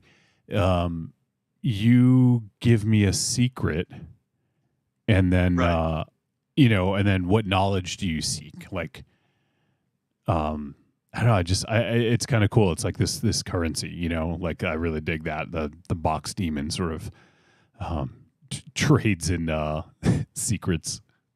But it's so fucking weird looking. Like it's one of like MZ's Boglins, but even like fucking weirder. Oh man, I'm glad you said that because Tanya loves Boglins too, and she bought a few recently, and that's exactly what she said when we watched this. Oh, for real? Was like, oh man, she's like, that thing looks like a Boglin because it's like in a, it's in a box. Yeah. But taking the shape of it too, it's like it doesn't have its own shape. It's kind of formed inside the box. Yeah. Like, what a great gimmick too, a box demon. I know. I like, it's funny. Like now that we're doing this, I just want to watch. I want to just keep watching the movie. Let's do like a fucking commentary. So is Ollie. Hang on 1 second. Like, fuck. All right. Well, we actually should wrap up soon because it is getting late. But yeah, like I feel like we now, in hindsight, we should have talked about this one first. I actually wasn't sure. I was like, oh man, like I could see these guys not liking this. So, yeah, I'm glad that it seemed like it really worked. We'll find out for sure in the verdict. But anything else, MC, that you can think about with this one? I mean, there's so much depth to it. I feel like we haven't even scratched the surface. We do. We're never going to get to the review, so why don't we just wrap it up? I'll wait for Raven Shadow to get back, and then we'll do the verdict. But yeah, there really is. There's a lot to this, and there's a lot of really great scenes, a lot of funny scenes, a lot of like really cool looking scenes. So this is this is one that we could probably keep talking about, but we should wrap up. So. Anything else, Raven Shadow, that comes to mind for you that we haven't mentioned? I'm sure there's a lot, but anything else? The phallic fucking scepter that he drew. Oh yeah, yes. That was definitely a dick, right? Yeah, totally a dick. Yeah. That's the thing. Like, there's so many like really just ridiculous things like that it's like. It just keeps going, it just doesn't stop. Oh, and the fucking ending. Come on now. Oh man, they're just doing that flashback now with him as a kid playing with his battle cats. And to be fair, if you're a Jeffrey Combs mark, stay for the end scene. Yeah. Right. Yeah. Yeah, definitely. I mean, it's all right. Well, all right. We let me just double check the chats actually before we do the verdict on this one, just to make sure I'm not missing anything. So no Corny watched it. I think Creepy Girl watched this. Yeah, she did. I have a few voice messages. I'm getting them ready right now, so we'll get into that. But yeah, let's do the verdict. So yeah. Let's let me pull it up here. Let me see what everyone thought of Onyx the Fortuitous, and we'll hit the verdict. Trick or treat, baby. I wonder if people would say you're a trick or a treat. Trick or treat, motherfucker. All right. It is verdict time. We're going to let you know whether Onyx the Fortuitous and the Talisman of Souls is a trick or a treat, and any final thoughts. MZ. Andrew Bowser has a winner on his hands here. This was very good, very entertaining, very funny, very interesting. It's never boring. It's too interesting to be boring. It's colorful. It's lively. It's got heart. I don't know what else to say, man. I mean, everybody puts in a great performance. We don't even talk about Barbara Crampton. Her role in this movie really is it's minimal. It's not, it's a small role where she plays Marcus's or Onyx's mother. Yep. But she's entertaining as well, as always. And Jeffrey Combs is just fucking killer, no matter what this man does. The fact that this guy does not get the roles that Bruce Campbell gets is criminal to me. I think he's a better actor than Bruce Campbell. Oh, yeah, I think he's a fantastic actor. I just don't think he gets anywhere near enough credit. And it's roles like this, but I think it's roles like this that's going to keep him out of Hollywood films, unfortunately. But that's for our benefit, I suppose you could say. Because he's just fantastic in this movie. He chews up every scene, just like Wolfie said. He really does. The story is interesting. The music video, for Christ's sake. Oh my Lord. Who would see that coming? I didn't, And Onyx is a wonderful character. If you could get past the speech patterns that he has, because I will admit, after a while, it does get a little, too much. It's kind of like Beavis and Butthead or Tom Green. They're good in short spurts, and that's about it. But in spite of that, he's able to pull it off, because not only is he, a good character, he's what's the word I'm looking for? I don't want to say. I guess intriguing, a touching character. He's a character with a lot of heart and a lot of feeling that any person could feel. Even though he does it in his own unique sort of way. Outside of that, I mean, there's really nothing to complain about here. The ending cracks me up about with Bartok. It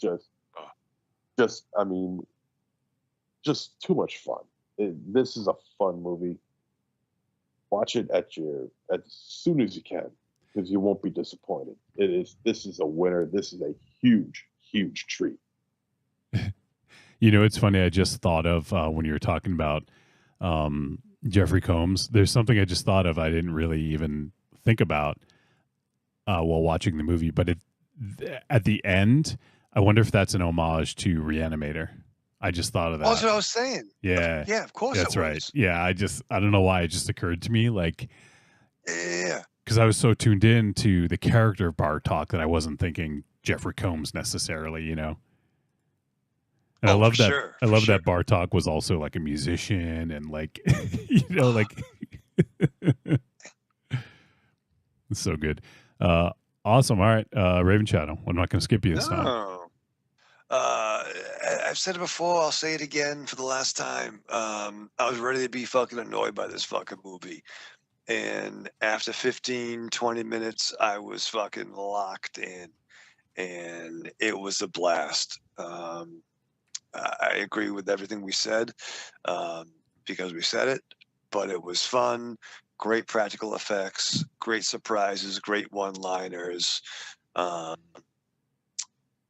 This was fun and memorable, and I really enjoyed this. And I'm looking forward to. I do want to see this again, and I want to see this with Marion. I don't think she finished it as she's recuperating, but this was more fun than I would have thought it would be. So yeah, check this out. Treat, definitely. All right.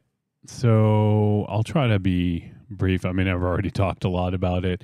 I really love this movie, and like we've all said, I was ready to hate it in the first few minutes because I was like, "What is this? This dude is overacting. I can't deal. I don't think I can deal with this if it's in the whole fucking movie." And then that scene with the dad or the stepdad, like that kind of sealed the deal and kind of let me know what I was in for. Hold on, I gotta. I'm pulling that scene up right now because it's. All right, here we go. Fuck you, Dad. Fuck you, Onyx the fart. Fortuitous. Fortuitous. Fuck you, Marcus.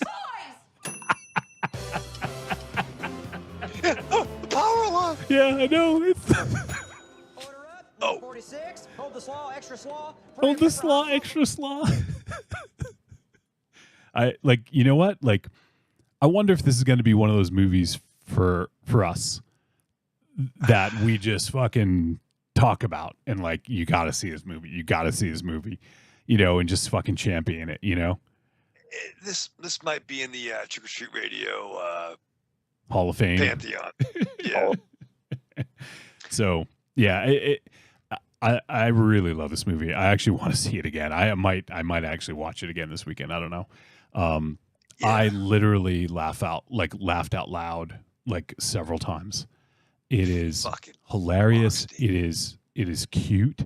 It is like, what's the word I'm looking for? Sort of like I feel like the sort of like magic end of things, like the ritual and the magic and the things that they're doing didn't seem contrived. Like in a lot of movies like this, it seemed like, okay, yeah, like they talked enough where you sort of like, it makes sense, and you would expect just a certain level of like knowledge about it. So that stuff I liked. I like the personal touches. Like they each had to take one of those necklaces, and they had to leave a personal item behind, and like all these sort of like rules and everything. And there's just so much. It's a charming movie. Like that's probably the best way I could put it. It's a charming movie. It's fun. It's uplifting. It's funny, and it is creative, and it's original. It's not. I can't say that a lot about movies these days. So yeah, quotable, absolutely. Fuck you, Todd. I take a big shit. I gotta take a big old shit. I don't know. I actually just thought we were gonna just do like dueling. I don't know, like throughout the whole fucking thing. Like I was like wondering if that was gonna happen, but fucking chamber, bro. Chamber. All right, so that's it. Treats all around. It sounds like you guys got to see this movie if you haven't. One last thing. Yeah, go for it. I don't mean to be Randy Pan, the goat boy. But you will. And we said it last week, but I'm going to say it again. Barbara fucking Crampton. Yeah. Is a fucking smoke show. Yep. Oh, yeah. Yep. At 62, right? Totally. Yeah, it's crazy. I mean, I feel like she's aging in reverse, you know? Yeah. And she is awesome. She's awesome in this. Yeah. She's not in it as much as maybe we would like, but I feel like they utilized her well. If you can get Barbara Crampton, you know, I think it's probably not a bad way to use her. So, And also, this movie was shot Lenox, Massachusetts. Oh yeah, I did notice that in the credits. Yeah, that's a good call. Oh. Yeah, it's totally all of it shot in Massachusetts, in our fucking stomping ground. Word. So, word to Burb. Word to Big Bird. Word to Snurb. All right, so that is going to do it for our discussion on Onyx, the Fortuitous, and the Talisman of Souls. Go see this fucking movie. It's on Screenbox. If you can get a free trial, go for it. You know what? Buy the fucking Blu-ray. Just do it. Buy it blind. Yeah. Buy the fucking blue. You won't regret it. And next week, let me see what we got here for next week. Okay, so next week we have 2 more movies, as we do, and one of them is short though. Raven Shadow, you're gonna like this. Thank you. Yep. So first up next week, we are gonna do the latest film from Jen Wexler, director of The Ranger. You guys remember that picture? Huh? Oh, yes. We love The Ranger.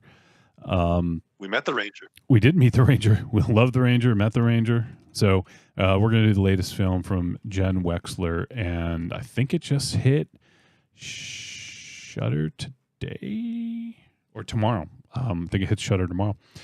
And actually, let me double check if I know it's hitting VOD, but I think it might be going right to Shudder. But the film is written and directed by Jen Wexler, and it has Mina Masood. I think I'm saying his name correctly, and he was Aladdin in that fucking Aladdin live action Aladdin movie with Will Smith. Oh hell no! Chloe Levine is also in it, and yeah, so we will be doing The Sacrifice Game, latest film from Jen Wexler, hits tomorrow, and it's another holiday film. So I think it takes place during Christmas. I don't think it's like a Christmas killer or anything like that. But yeah, The Sacrifice Game. So give it a look. And then we're going to follow it up with this one should be interesting. A film. Let me just pull up, make sure there's a few films with this same name. So I just want to make sure I'm pulling it up. Okay. And funny enough, we're doing another Shudder and another Screenbox. So this one's on Screenbox. And the film is called Visitors Complete Edition. However, on Screenbox, it's just Visitors. So look for Visitors. It's from 2023. It is a Japanese horror film. And this one has been mentioned in the same breath as Evil Dead. And it was getting a lot of praise coming out of festivals. It's short, Raven Shadow. It's 1 hour and 1 minute. That's a good fucking. That's a nice size. And MZ, you're gonna love this. Lloyd Kaufman's in it. Oh, did fucking James Gunn direct it? Nope. It's. I'll just say I think it's gonna be a weird one. Okay, just saying that right now. But I've heard some crazy things. So yeah. So next week we'll do The Sacrifice Game and Visitors. The Sacrifice Game will be on Shudder. Yeah. So, okay. Verified Shudder and AMC Plus on the 8th of December, which is tomorrow. And Visitors is already on Screenbox. So give those a look and come back next week. Let us know what you think. Leave us a voice message. Podcast at trickortreatradio.com. We look forward to hearing from you.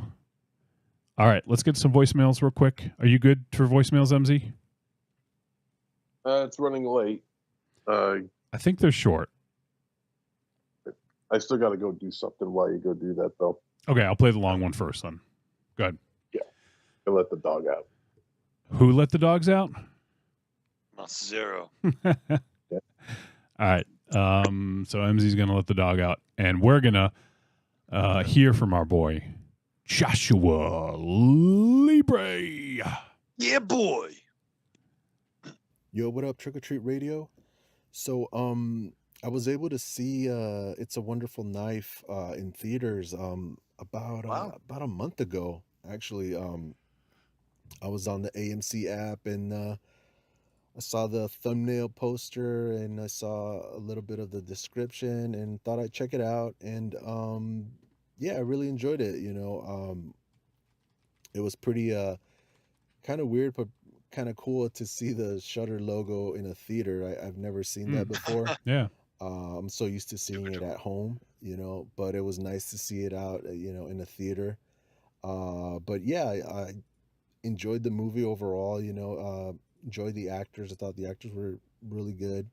I liked the setting. The setting was really nice. I like the premise, I don't know if this premise or this take on the It's a Wonderful Life story has been done before in terms of like a horror movie or a, but I thought, overall it worked. The ending didn't make a whole lot of sense, but I mean, who cares? Who gives a fuck? It's like, I still enjoyed the ending.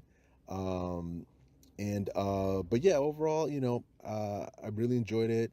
I like, Justin Long in a horror movie, usually he bats a pretty good average to me, so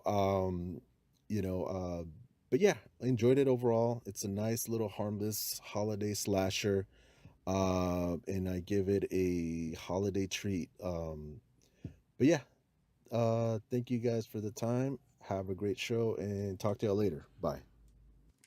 All right, Joshua Libre. Always good to hear from you, my friend. And pretty cool. He saw It's a Wonderful Life in theaters. That's pretty awesome. Such a brother.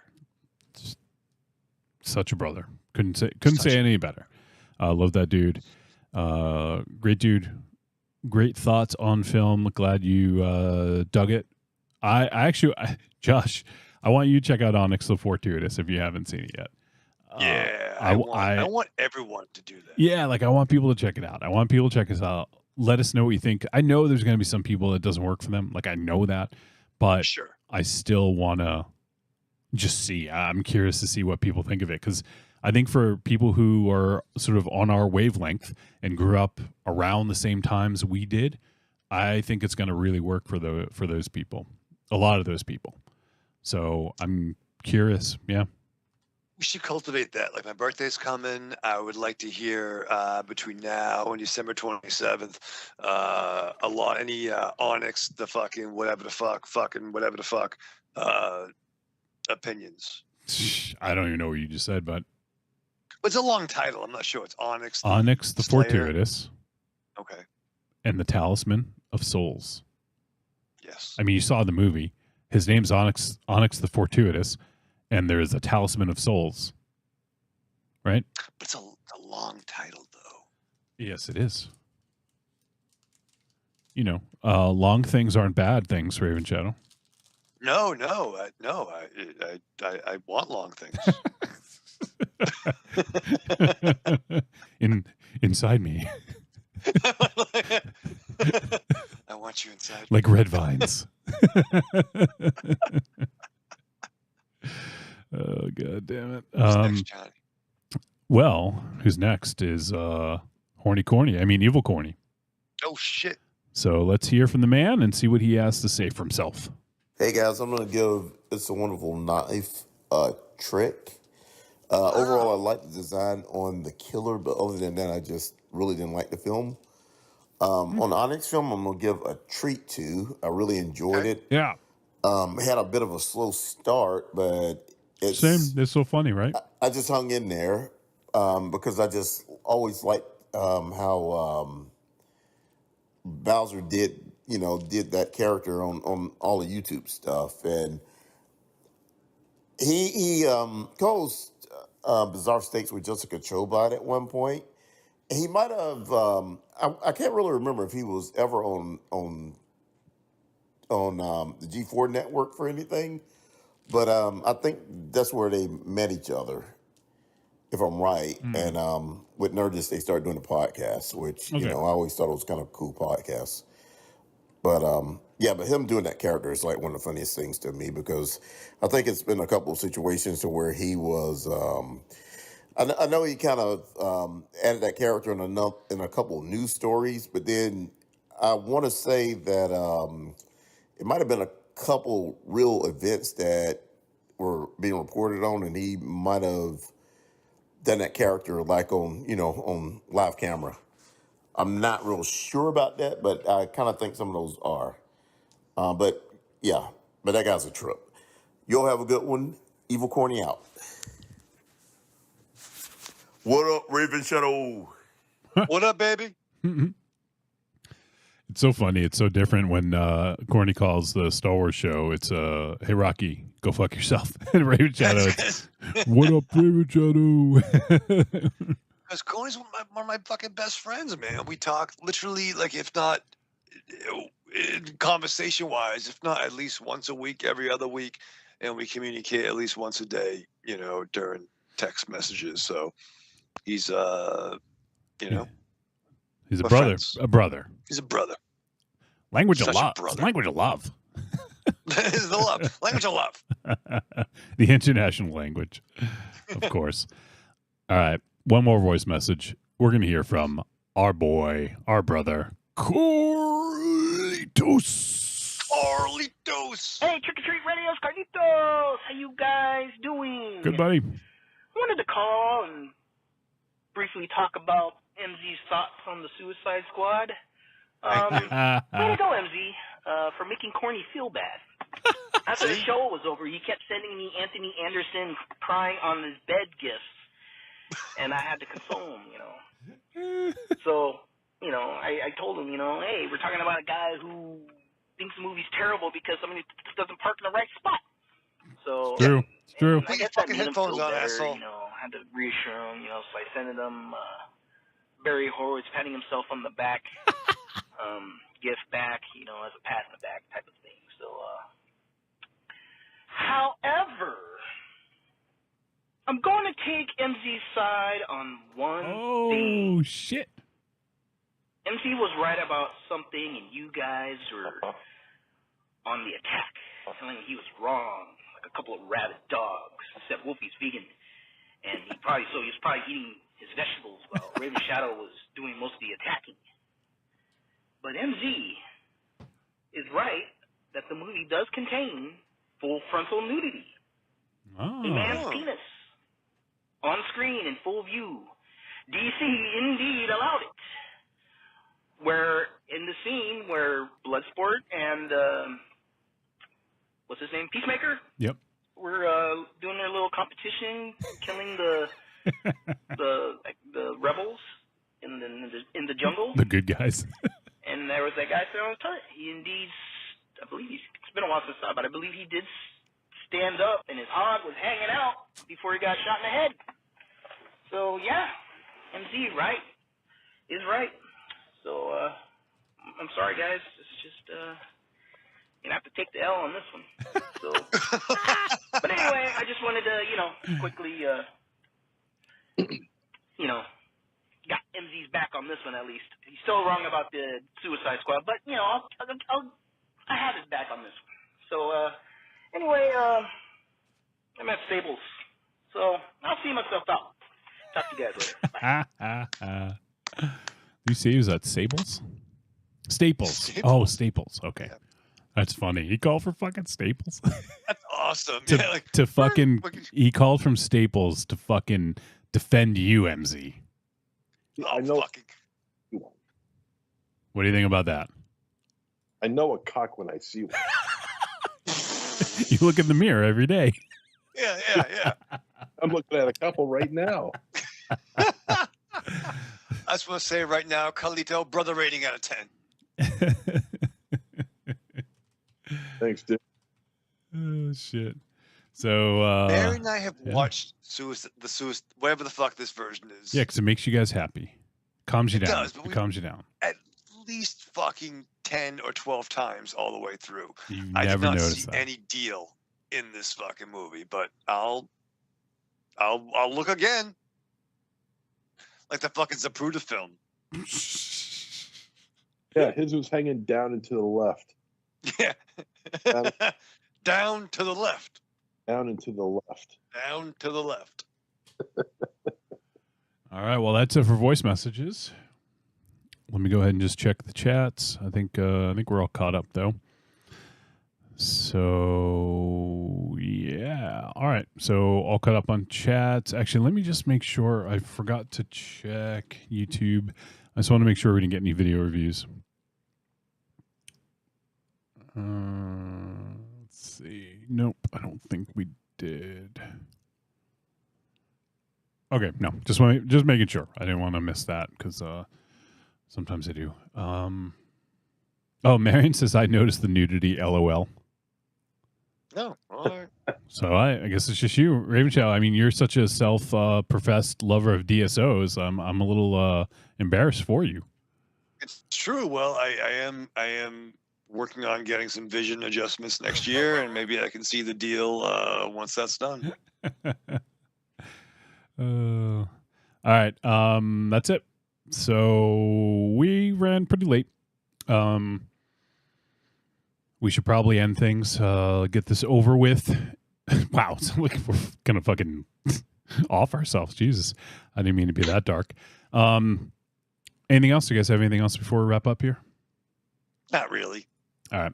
Yeah, All right. Let's go around. Say goodbye. Starting with MZ. Arrivederci, douchebag. All right. Raven Shadow. Live fast, love hard, die with your mask on. All right, that is going to do it for all of us here, for all three of us. And we appreciate you guys tuning in. I know it's a holiday season, and you could spend your time anywhere, and we appreciate that you want to spend it with us. Whether it's watching live, whether it's listening to the podcast, watching it after the fact on YouTube or on our website, we appreciate you guys. And if you appreciate us enough to support, head on over to patreon.trickortreatradio.com. You can just join for free, or if you want to support, you can do so for as little as $2 a month, and goes up from there. We got Patreon exclusives, all that good stuff. But next week, we'll be doing episode 594, and we'll be talking about the films. Oh my God, where did I go? Sacrifice Game and Visitors. Sacrifice Game is on Shudder, or will be on Friday, December 8th, and Visitors is on Screambox. It is a 1 hour, 1 minute Japanese film from 2023. There may be multiple films with that on Screambox. I'm not sure, but go ahead, check them out. Report back to us next week. Japanese? Visitors? They got all the Visitors Japanese. Well, I don't know. Lloyd Kaufman's in it, so. Japanese. What the fuck are you talking about? Are all the Visitors in Japanese? But no, I'm saying it's like if they're all the same title, like are they all No. Japanese? Oh, I Or see. could they be No, like no. in There's different, from different countries. Movies called Visitors. All right. He's pissed. Look at him. I know. Look at him. We're ending right now. So, all right. We'll see y'all next week. Have a good week.